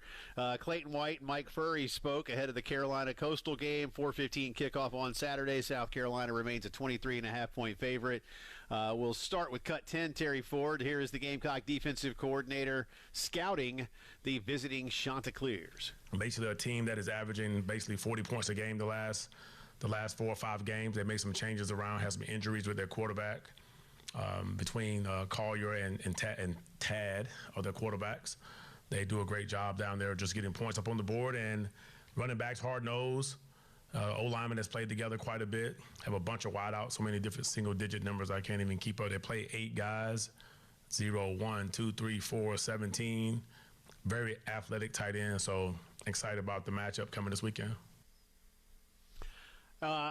Terry, again, I think we've spent so much time, perhaps rightly, on the offense in the last couple of weeks with the dismissal of Mike Shula, and then what we saw in the first half Saturday, and then what we didn't see. And, of course, the defense played a role in that too, although Clayton continued to dial up some pressures the way he likes to do. But how big a role does the defense play this week in keeping Carolina's energy levels high? Those guys have been asked to do a lot, and by and large, in my opinion, they've come through. They really, really have. I don't see them getting frustrated or anything, but I do think they'll be counted upon to slow that Coastal attack. Yeah, look, coming into the year, the big question mark was the defense. Remember that?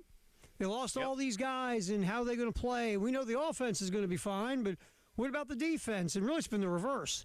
The defense, for the most part, this year has been pretty good to good. Yes, they fell apart in the second half last week against A&M. They couldn't cover anybody. The pressure wasn't as intense on Marcel Reed, and he picked apart the secondary. Yes, they struggled. But the whole bleeping team struggled in the second half as well. I think, look, if you look at this year, Jay, the defense has been good enough to win. The special teams have been good enough to win. The thing that, you hate to be this way, but it's just true, the thing that has held this program back from going to a bowl game this year has been its offense. The defense has held their own. I don't disagree with you. Speaking of which, let's get to a cut from Mike Furry and those scoring. You kick a few field goals here and there, but have you done enough when you get down low? Here's Mike Furry on what he sees as South Carolina's issues in the red zone. Yeah, that's the first thing I was saying the whole time. I mean, in the first half, it's just, man, we can't kick field goals. We can't kick field goals, and we know that. And I think, again, that the biggest thing is just being more efficient in the run game. Right, that'll help you out down there. The DBs aren't going to back up as much the closer you get to the red zone, and pressure and all those kind of things start presenting itself a lot more, just trying to kick you out of field goal range. So we got to be more efficient to me, and not call some of the shot plays. I've been around a long time, and I know the old history of Coach Spurrier, why he was here, and the turnovers and getting in the red zone and all those things, taking shots and being aggressive and stuff like that, and kind of a world that I wanted to live in and I've always lived in. But at the same time, what's best for our players when we get into those situations, and continuing to just keep moving the ball closer and closer and put more stress on them than trying to just get a one-hit wonder, play to score a touchdown. I don't want to circle a number, Terry, or put something up. I'm not the coach. I'm not going to put something on a whiteboard or whatever and say, hey, you need to score this many points. But is it wrong of me to think that this weekend needs to be the weekend where South Carolina does score more points on offense, not just total, on offense than they have all season? Is that an okay goal to set? Yeah, that's an okay goal because Coastal struggled on defense at times this year, and I think it's an absolute not too much to ask. And Mike brings up something interesting about the red zone, Jay, with the running the football. Because it's true. If you can run the ball in the red zone, you're just much better offensively, inside the 20, because now teams have to account for that. If you can't run the ball, that area now you're squeezed, right? The whole thing shrinks. And it's very difficult to throw your way through the red zone consistently, especially if nobody respects your run game. And that's been a huge, because remember, South Carolina has really struggled offensively in the red area all year. All year, yeah, and this year too. Not only in the red zone, but in the fourth quarter. Again, we talked earlier at length. We did the first half hour of the 4 o'clock talking about Lenoris and his struggles and how multiple NFL experts look at it as primarily a blocking issue or a protection issue. There's a lot that isn't going right. But if you're going to win the one next week, and you want to finish out well, you got to win this one too. You can't split these. Not that they're not must win anymore or anything like that. I don't mean it that way, but I think if you everybody knows what next week is about, but don't overlook this week. And I'd like to see South Carolina, and again, I'll borrow from our buddy Ryan Brewer, really come out kind of hair on fire Saturday afternoon and really show that you do have some life left in you and that these things matter. So, Jay, we'll and like Shane said too, sending the seniors out the right way. Absolutely. And I hope they start fast and put this thing away quick. And then, everybody's playing, everybody gets their uniform dirty, and it's a lot of fun. And maybe Shane's playing running back in the fourth quarter, whatever. Because again, you don't want to keep Coastal in this game and give them hope, and all of a sudden you're staring at an Old Dominion again or Jacksonville State. Just go out here and just step on them. Just come out, like you said, hair on fire, and get this thing going and make it a quick, just a quick. It's over. Would be nice. We'll have more on the Gamecocks from both coordinators coming up for you in the Gamecock Notebook in just a few. Meantime, continuing our integrated media headlines of the day, Dawn Staley's team goes to 5-0 last night with a 106-56 win over Winthrop, and a lot of scoring last night, including 3 players that went above 20. Here's Coach Dawn on how her team can really put the ball in the hole. I thought tonight got off to a quick start, just getting down the floor, making layups, and then she got a 3 going. Medina was cleaning up a lot of stuff, and we were intentional about getting her the ball as well. Joyce is always going to be hovering around 20 points. I just like the fact that we're very efficient from those 3 players, and then a guy got into the game. And I was really proud of our young players who are giving it what they got. I mean, Isla's coming along. Like, Isla's doing the things that we're, the intangible things. She knows what we want, and she plays to that. And I like that. And I think Tessa's stat line doesn't really show her playing the right way. She's not pressing, and obviously we want her to shoot a little bit more than what she's shooting, but she's not forcing things. She's playing, really good basketball. There you go. Again, 106-56. Carolina will take on Queens coming down from Charlotte on Sunday afternoon over at CLA, and then they head out west to Vegas to take on Duke next week. So that will be obviously a really big test for South Carolina. But good stuff last night. 3 over 20, 106-56 to go to 5-0. Continuing our headlines of the day, the Atlanta Braves have made some of their first big roster moves of the offseason. First off, no surprise here, Terry, they did re-sign Raisel Iglesias to a one-year, $16 million contract. I know a lot of Braves fans might look at that and go, whoa, wait a minute, man, he did not have a good year. Well, he had a bad first half, that's for sure. He's now 35 years old. He just finished off his 4-year, $58 million contract, so he was making $16 million each of the last 3 years. So basically the Braves have just tacked on what he was making. Last year, he had an ERA of 4.42 in his first 39 games, but in the second half of the season, from July 28 onward, a 1.76 ERA, Terry, and he was 18 of 18 on his final save opportunities. It was the longest streak without a blown save to close the season in the majors, and he had 29 saves in 34 chances. And the Braves didn't always give him a lot of opportunities, but he did have a rough first half, but a strong second half. I get that one. The Braves also made a trade with the Houston Astros, a pair of utility infielders swapping teams. The Braves send Houston Nick Allen. He's young, he's versatile, doesn't hit much, but he's got a great glove. And the same thing with Mauricio Dubon from Houston, who has actually earned a Gold Glove as a utility infielder. And he hits a little bit, Terry. Neither one of these guys hit a lot, but Dubon makes a little bit more money. Braves aren't sure what their infield is going to look like. He could be the everyday shortstop. They could move Ozzie to shortstop, Ozzie Albies. We'll see. There's still some things to be done out there, but at least from a bench perspective, and now with your manager being Walt Weiss, who was a heck of an infielder himself, you want to make sure you've got some backup, or potentially that this could be your guy. Yeah, I mean, two things. One, Iglesias is only a one-year deal, right? So you're bringing him back for a year at the same amount you paid him last year. He had a really good post-All-Star break, excellent stretch run. Why not, right? I think that's a good move. $16 million for a guy if he can close for you consistently through the year, and it's only a one-year deal. That's not bad. It's not bad. It's kind of a smart move if you think about it. Yeah. And the thing about I like Ozzie Albies at second base. Now, I don't know, and you tell me, does he have the arm to consistently play shortstop? He played shortstop early in his career, but I think they did feel long term, as we've seen, that he was going to be a better second baseman, and he's been a tremendous second baseman. I love him at second base. Yeah, I love him at second. I hope he can get healthy. And the Braves are trying to get Hae-Sung Kim to be their everyday guy. He turned down their $16 million offer.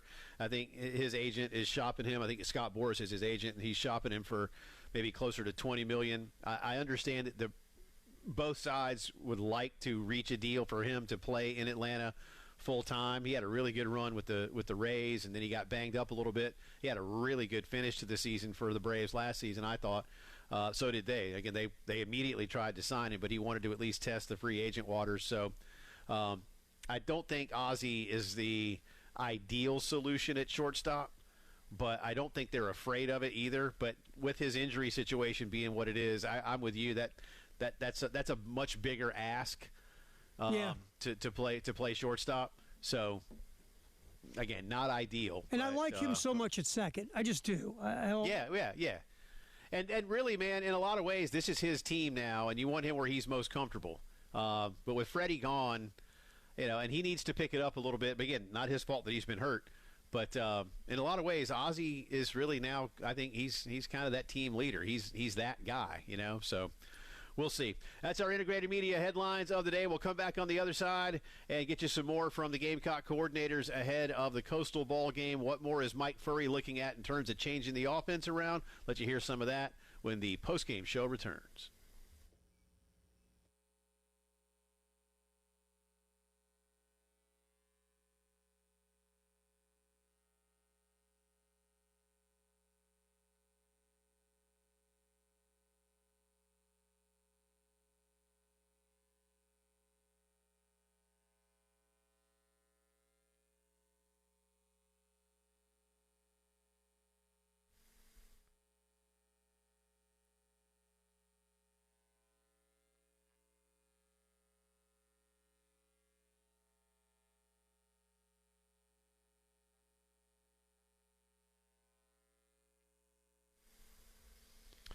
AAA Heating and Air, ready to keep you and your family nice and comfortable all winter long and for many, many years to come. If you have not had your system inspected in a while, or if you have and you know it's old and outdated, maybe it's keeping you comfortable but at a really high price, might be time for you to call AAA and get a brand new system put into your house that is new, is more energy efficient, and take advantage of a great opportunity like guaranteed financing. No payments or interest for a full year. A $1,500 system buyback rebate. Boom, there's savings right there. And the comfort of a 15-year parts and labor guarantee. Roy and Dana Finley stand behind every single thing they put in. And remember, might not even be the AC system anymore. They can do generators for you. They can do electrical work for you. Just call them up. Whatever you might need this time of year, 803-677-1500. Stay comfortable with AAA Heating and Air.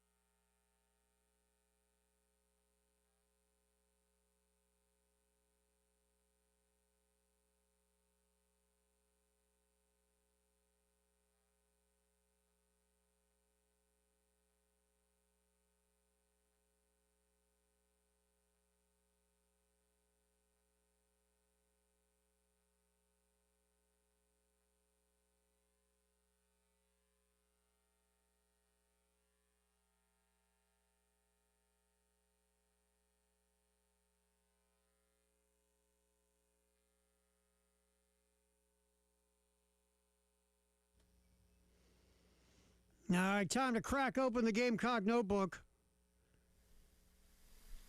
Hidden in a hermetically sealed jar in the underwear drawer of Jay Phillips. Ew. Oh. What was the old... Since I'm being old guy, Dave, when I was a little kid, I remember watching The Tonight Show, and Carson had some bit where the stuff was hermetically sealed in a mayonnaise jar. Karnak. Karnak, that's what it was. Yeah. Yeah, hermetically sealed. Yeah, and then he would open them up. And that was a great bit. It was a cool bit. It was a great bit. Was. Oh, wait a minute, I'm thinking about it. Give me a second. I can't remember my phone number. I'm trying to remember this. Hermetically sealed in a mayonnaise jar on Funkin' Wagnall's front porch. Something like that. I think the writers would often have different locales for where they may have sealed the envelopes. But I remember it was in a mayonnaise jar. Yeah, Johnny would come out of that door at the back of his desk, and he had the hat with the feather and the robe. I love Karnak, because Karnak was the answer, then he gave you the question. Yeah, that was good stuff, man. Ed would laugh, and it was fun. I loved Ed's fake laugh. It was the best. No, he was drunk. Absolutely, he was faced. That's why I love Dana Carvey and Phil Hartman. Yes. God rest in peace, Phil Hartman. Yes. I still miss you. So oh good. my gosh. Anyway, they were. Yes, they were. What do you got there, are my man? correct, sir. Yes. What do you got, my man? All right. Well, let's get into more from Mike Furry, because again, I think that's where most fans' attention is right now. Is how does this offense continue to get better? How does it continue to just look a little bit better overall?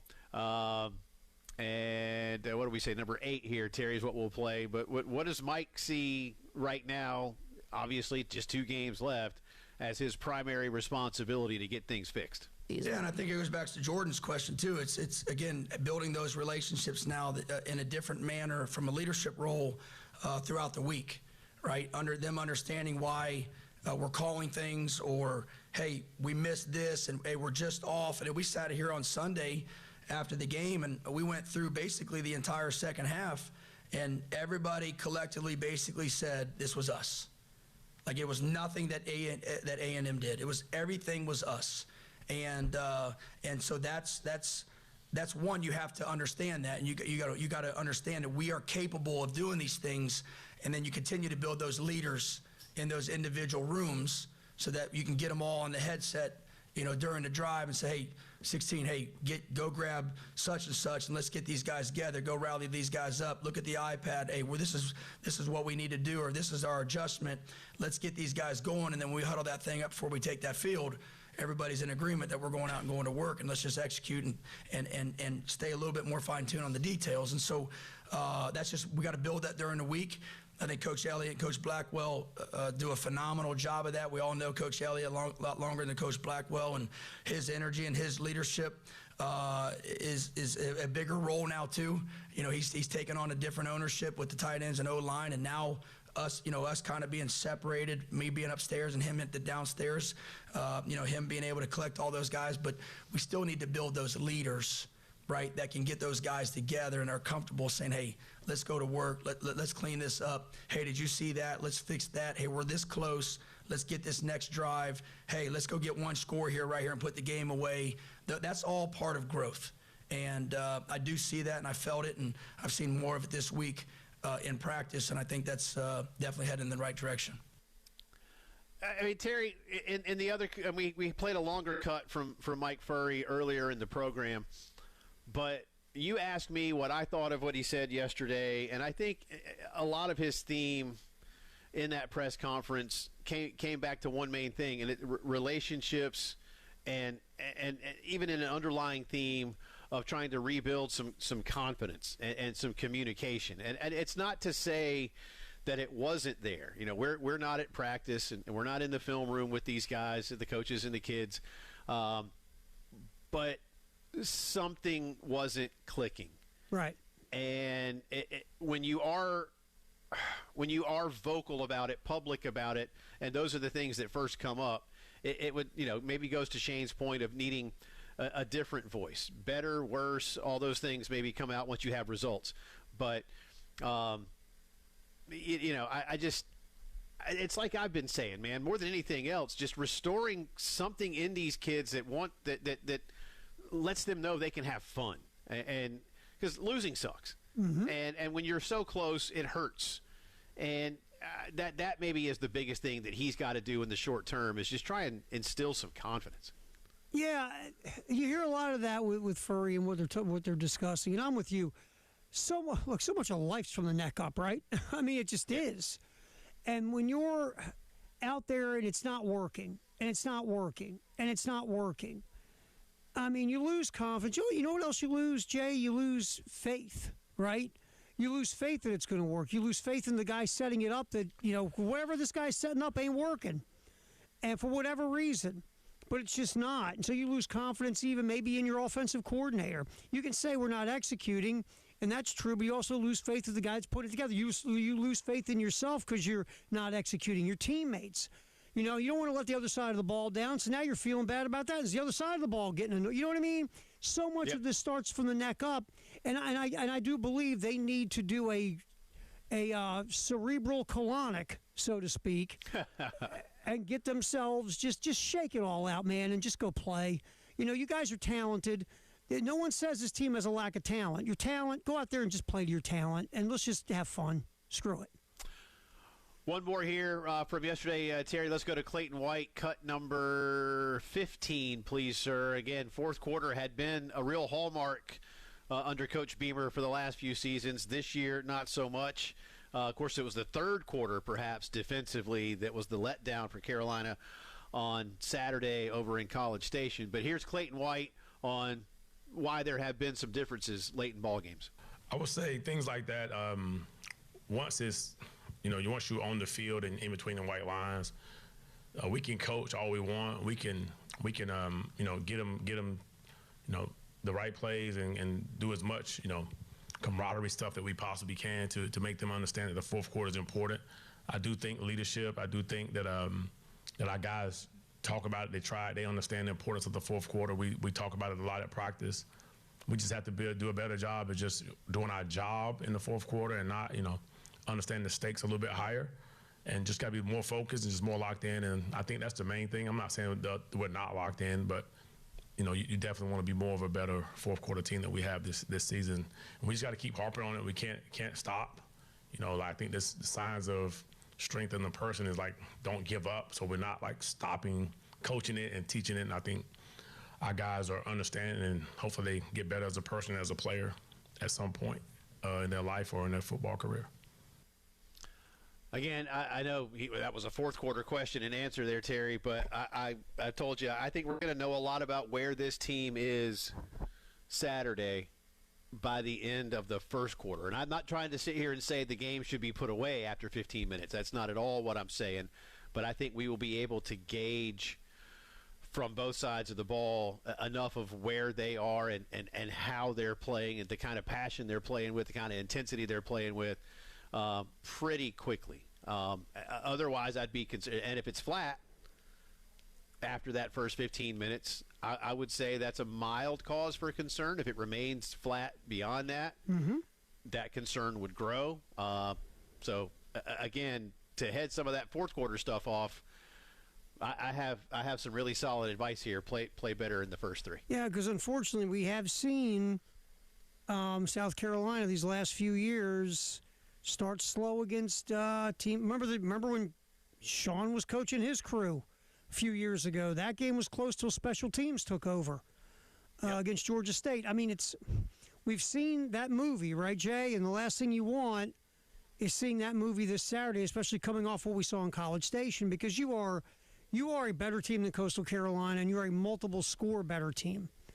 But you let them hang around, Jay. Again, we saw Jacksonville State. We've seen Old Dominion. We've seen this over the years where it gets tight where it probably shouldn't be. Yep. That's our Gamecock Notebook for this Thursday. We'll come back on the other side with a drive around the SEC. The Kiffin watch continues. How much might he make if he were to go to LSU? There are odds on who could coach at LSU, but there is one name off the board in the Florida search. We'll tell you who that is, too. That's the drive around the SEC coming up next.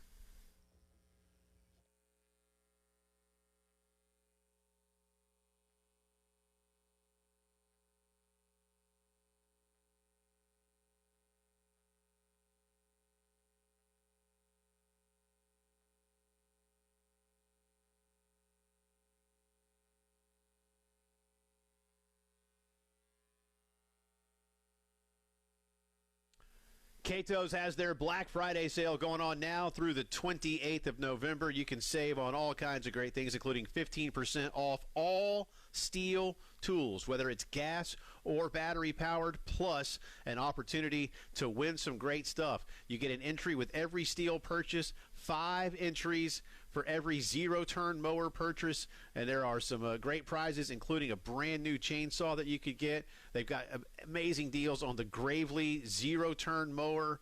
Again, if you got a lot of work to do, whether it's a big piece of land you own or whether you're in the commercial side of things, stop into Cato's for that. Do what I've done, get the Toro. I've got a lot. In fact, I was using my blower earlier today around the house because the leaves are continuing to fall. So whatever it is that you need, stop in and see them. Great gift ideas in there as well. 4012 West Beltline Boulevard, where they've been since the 1980s, and learn more right now. CatosPowerEquipment.com.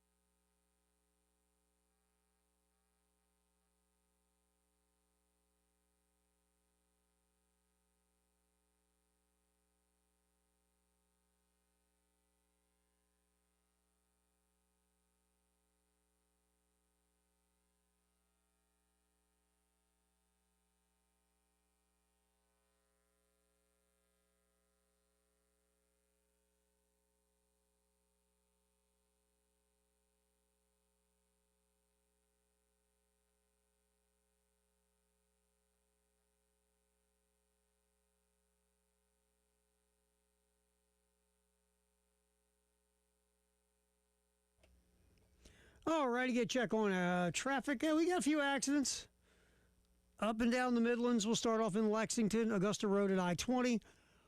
And moving on, Garner's Ferry Road at McCord's Ferry Road. Also Harmon Road at Garner's Ferry. Lincoln Street at Blossom, also Meeting Street at 12th. Peach Festival Road at US 1. Spear Creek Church Road at 2 Notch. This one just popped in Columbia. Stop and go traffic, I-26 westbound. Between Sunset Boulevard and St. Andrews Road, a typical slow spot between exits 110 and 106 on I-26 westbound. Come back, a drive around the SEC. That's next here on the post-game show. Talk some Lane Kiffin, some rumors at Florida, and more. It's next.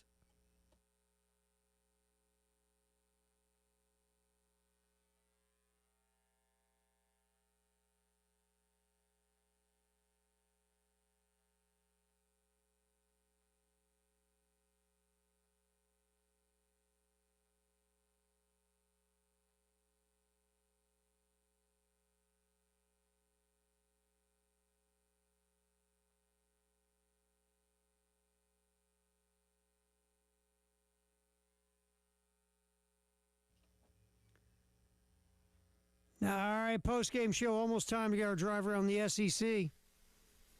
From Jay Phillips, hanging around right now in one of the 10 bathrooms in the estate of Greg Sankey. Sure. That's Now, are you in the one with the bidet? no comment.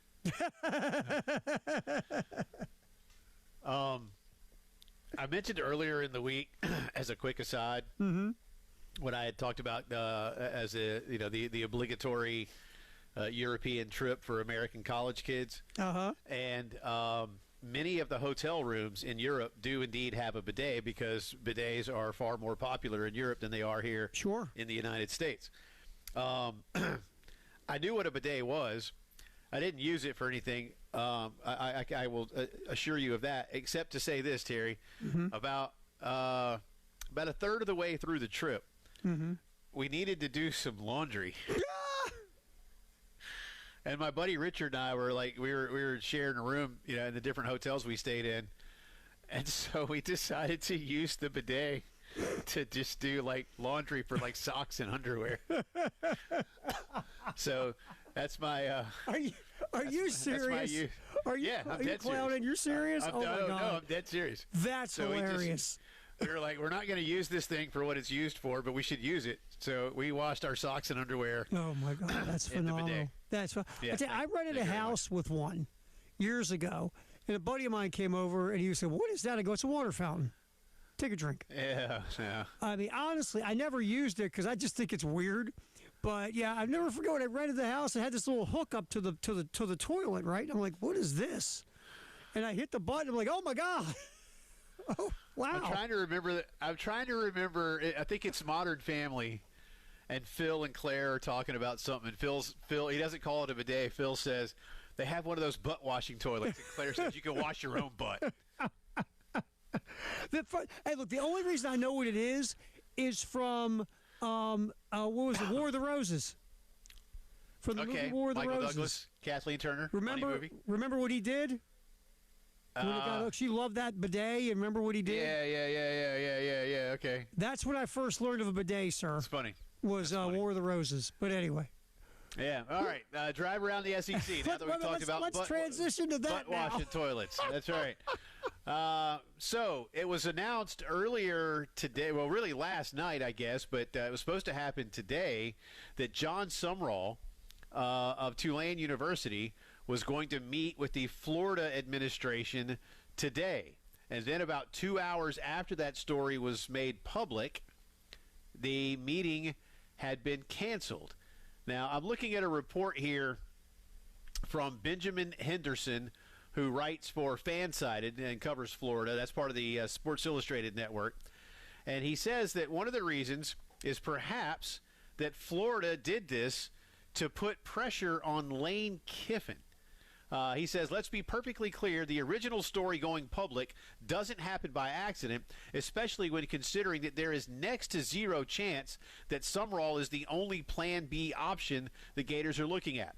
Perhaps Florida feels like Kiffin is dragging his feet and wants to send a public message that they'd be willing to move on if he doesn't sign soon. If that was the goal, he writes, based on public reaction, it probably didn't achieve its end game goal. Or that number two is Florida got good news from Lane Kiffin, and they felt like they didn't need to meet with John Sumrall. Quite honestly, Terry, number one just seems stupid, and I don't think that's what Florida did.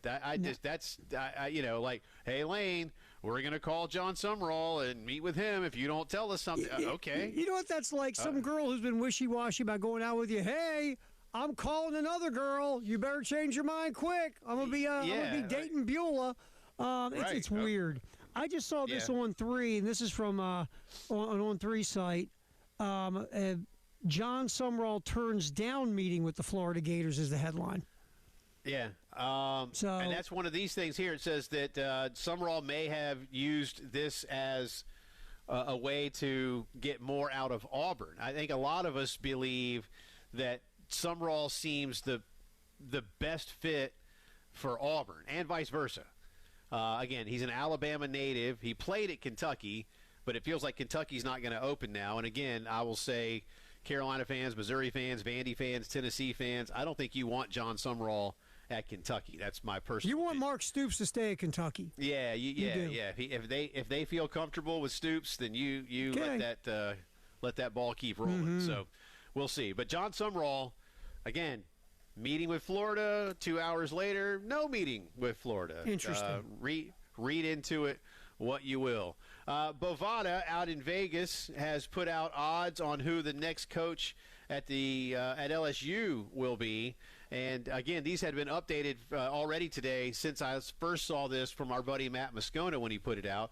Lane Kiffin opened at plus 300. He's now even odds. Joe Brady, the former one-year quarterback coach and OC at LSU in the Joe Burrow year, is number 2 at plus 600. If you're wondering, Joe Brady is currently the OC of the Buffalo Bills. They play in just a little bit over in Houston. John Sumrall, who we just mentioned, and Nick Saban, Terry Ford, are third on the list at plus 900 with Louisville's Jeff Brom and former NFL head coach John Gruden next Why at not? plus 1,100. Sure. Why not? I'm just not sure it's going to be any of these guys, man. Yeah. I'm serious. I mean, and again, why is Eli Drinkwitz not on the LSU list? I'm not sure. But I will say, as we mentioned earlier, Eli Drinkwitz, the Mizzou head coach, is the number 1 guy on the list for Bovada for Penn State at plus 200, with Brent Key at plus 425 and Bob Chesney of JMU at plus 650. John Gruden's on that list too, also at plus 1,100. Why not? John Gruden's not going to coach either one of those teams. Why not? John Gruden's not going to coach anybody next year. No. He's not in college. No. Well, you know what? Again, we did like the last time. How about John Gruden, John Hamm, John Bon Jovi? What the hell? Put them all on the list, Jay. Look, you're John right. Hancock. John Gruden, his agent just keeps him out there because he's looking for a gig so bad. You figure the agent keeps you in play. Maybe you'll fall into something at some point. But look, in the foreseeable future, John Gruden's opening up boxes from colleges on Barstool or whatever the hell and being excited. I mean, just the John Gruden thing always just makes me laugh. They're trying. I don't get that one. I don't either. But again, I don't know who LSU's number 2 really is. But I don't think Joe Brady wants the job. No, I could be wrong. No, I think Summerall's going to Auburn. Saban is not coaching there. No. Jeff Brom maybe. I mean, Jeff Brom would be a good coach, I think. But I think Jeff Brom might end up being Florida's coach, man. Especially if Eli Drinkwitz does go to Penn State. Here's the thing. Penn State, Florida, LSU. This is like that musical chairs game, right? Somebody's going to plop their butt in that seat, and that place is not going to be happy. Because, again, everybody wants Lane. Let's say Lane stays at Ole Miss. Then, Florida and LSU will want Drinkwitz or Penn State, and Drinkwitz can't, he'll go to one of them. Then the other two's going, what are we going to do? Look, I love Bob Chesney. I think Bob Chesney's an interesting guy. He took over, obviously, for our boy Sig at James Madison. And by the way, James Madison right now, by the ESPN playoff predictor, whatever that's worth, will be your group of 5 team in the college football playoff out of the Sun Belt. Yep. But I think Chesney leaping from James Madison to Penn State or LSU or Florida is a large, large leap. I like that guy a lot. I think you need one in between that leap. Or you get into an Indiana-type situation like Sig did. But to jump into one of those pressure cookers is a lot, man. Yeah, that is. I'm with you. I'm with you. So would he maybe be better off going to Arkansas? See, yeah, that's something like that, yes. I mean, that would be something because Arkansas is not getting an A-lister. Maybe you grab a guy who everybody loves, who's got a high ceiling, and the leap isn't that far from JMU. Yeah, in Arkansas, they've got expectations and all that.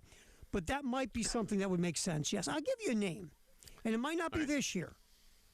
But coming in the carousel soon, someone of some ilk will pluck Jake Dickert from Wake Forest. See what that guy's done this year at Wake? Yeah. I don't disagree, man. Fine work at Wake, man. 7-3. They were picked like 50th in the ACC. Right. Fine work. Yeah, I think you could be right. Maybe heck, maybe soon. I don't know. And look, Brent Key's name is out there too from Georgia Tech. But if I'm Tech, I'm doing my best to keep him. Again, that's an alma mater gig, so we'll see. Absolutely. Anyway, that's our drive around the SEC for this Thursday. Brought to you by Herndon Chevy. Stop by the showroom. See why Herndon makes you smile. We'll give you our start bench drop, dressing, green bean casserole, sweet potato casserole, a week out of Thanksgiving, and we'll do a little Jay versus the Internet on the other side.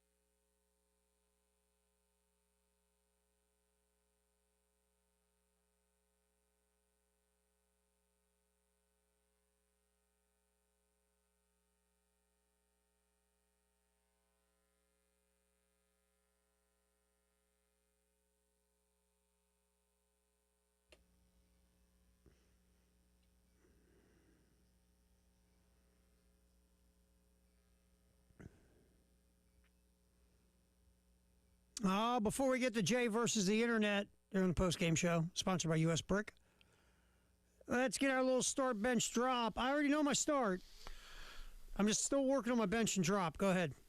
Yeah, I've got mine. Got a few here on Twitter that we'll get to. Thanks to everybody who sent one in. Brandon, start green bean casserole, bench dressing, drop sweet potato casserole. Robert says start sweet potato casserole, bench dressing, drop green bean. He says also sweet potato casserole should be considered a dessert. And our boy John says he was with Brad, our buddy Brad Muller earlier. Sweet potato casserole is the only answer. So this one's not. These are pretty much my three favorites. Again, I've got a couple others that I didn't put on here. Again, my mom's recipe for a pineapple casserole, which is absolutely delicious. See, that sounds like phenomenal. I'm not going to lie to you. It's like it's chopped pineapple, like not crushed, so it's not all It's like tidbits or whatever, and you can use canned. I mean, or you can chop it up yourself. But it's got cheddar cheese. You put cheese in with the pineapple and some brown sugar, and then you top it with a layer of cheese and a layer of like crumbled Ritz crackers with melted butter. It's amazing. Dude. I love it. I love it. But anyway, I didn't put that one in here. Terry, I'm going to start dressing. As I said, I look forward to dressing on Thanksgiving as much as I do any other single item. My mom's was always great. Before Mom died, I made sure that I knew how to make it to where she was like satisfied that I was doing it right. I'm dead serious about that. I was like, Mom, I'm going to make it one time, and just you tell me, okay? And she was honest, and trust me, when it came to cooking, my mom would have been honest. So I learned how to do that. I'm benching green bean casserole and very reluctantly dropping sweet potato casserole. What? But it's not because I don't like it. Yeah, I love green bean casserole, man. Love it. So dressing, green bean, and sweet potato. You're get dropped. You're dead to me. You're dead to me, sir. I do love it. I do love it. Sweet potato sweet potato casserole. I'm with Brad Muller. That one's far and away number one. I do like all three. I'm going to bench the dressing. Okay. And then I'm going to drop the green bean casserole, even though I've only had that a few times in my life and I've loved it.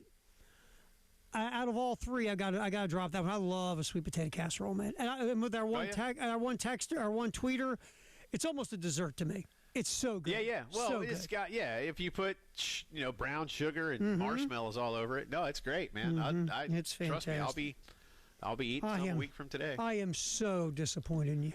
I hear you. Well, that's what I'm here for. That's what I'm here for. All right. You ready, hey, how about those Arizona Wildcats? How about them Wildcats? How about that Danny Hurley? Always great after the game. I know. I told you Arizona was going to win. You nailed it, my friend. Quite impressed with you yesterday. All right, here we go. Start with the NFL. Bills travel to Houston to face the Texans. Texans obviously starting Davis Mills for a third game. They have won the first two with Mills at quarterback. Yeah, Buffalo, though, 5.5-point road favorites against the Texans. Man, these last couple of Thursday games have been crap. Yep. And again, home points in a game like this. Wow. Give me Houston in the points. I mean, they've been playing better lately, man. They've been on a heater. They're at 500 now. That's not a bad pull. Plus, Buffalo has been kind of clunky this year. I mean, Buffalo can win by 3. Yeah, I would think the Bills will win a very tight game. That's what I've picked. So give me the home points. Off to the NBA, sir. The Sixers go to Milwaukee to face the Bucks. The Bucks have no Giannis Antetokounmpo, and the Sixers are a 1.5 favorite on the road. Is Moses playing for the Sixers? Or you mean like Moses from the Bible? No, just Moses Malone. Oh, that guy? No. Joel Embiid. J? No. No Giannis. Give me Philly. Yeah, that's the way I feel too. Off to college basketball, the SEC, sir. Interesting one in Manhattan, Kansas. Kansas State hosting Mississippi State. Mississippi State despite the fact Kansas State is undefeated, Mississippi State a road 2.5-point favorite. Yeah, Mississippi State is getting a lot of love, man. There's people that like them a lot, but Kansas State will win that game. All right, so Kansas State at home, getting the 2.5. Fine work by you. Well, maybe. I like it. Sometimes you use that heart of yours and it screws you up, but this time I think you're solid here. We'll see. Yeah. We'll see. I thank you. Yeah, there's no heart picks in this one. So now I think you've gone into the deep dive of gambling analytics to pull out your 3 picks. That's right. Yeah. Well, I'm the reason ESPN Bet is closing. That's right. Taking over. Hey, my friend, good work. You can't pick with your heart. Exactly. Yeah. All right. So we have like a half a show tomorrow, right? That's it. Then basketball. All right. Well, after basketball. We'll have some wild card showdown during that portion of it as well. All right. Good stuff. Thanks to Derek and to Brad. See y'all tomorrow.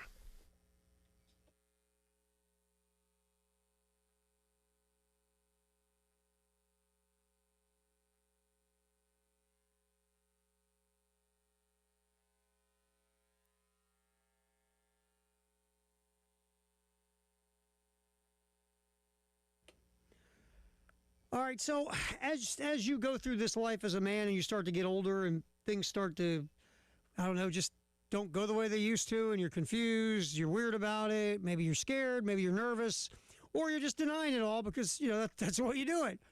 It's like turning up the stereo. Well, I can hear something knocking in my car. Let me turn up the stereo. Okay, it's fixed. I mean, whether you're going through, whether it's your depression or lack of drive in life, professionally, sexually, personally, whatever. Maybe you can't sleep. Maybe you're getting weaker at the gym. Maybe you can't remember things. It might just be low testosterone, or there's other issues.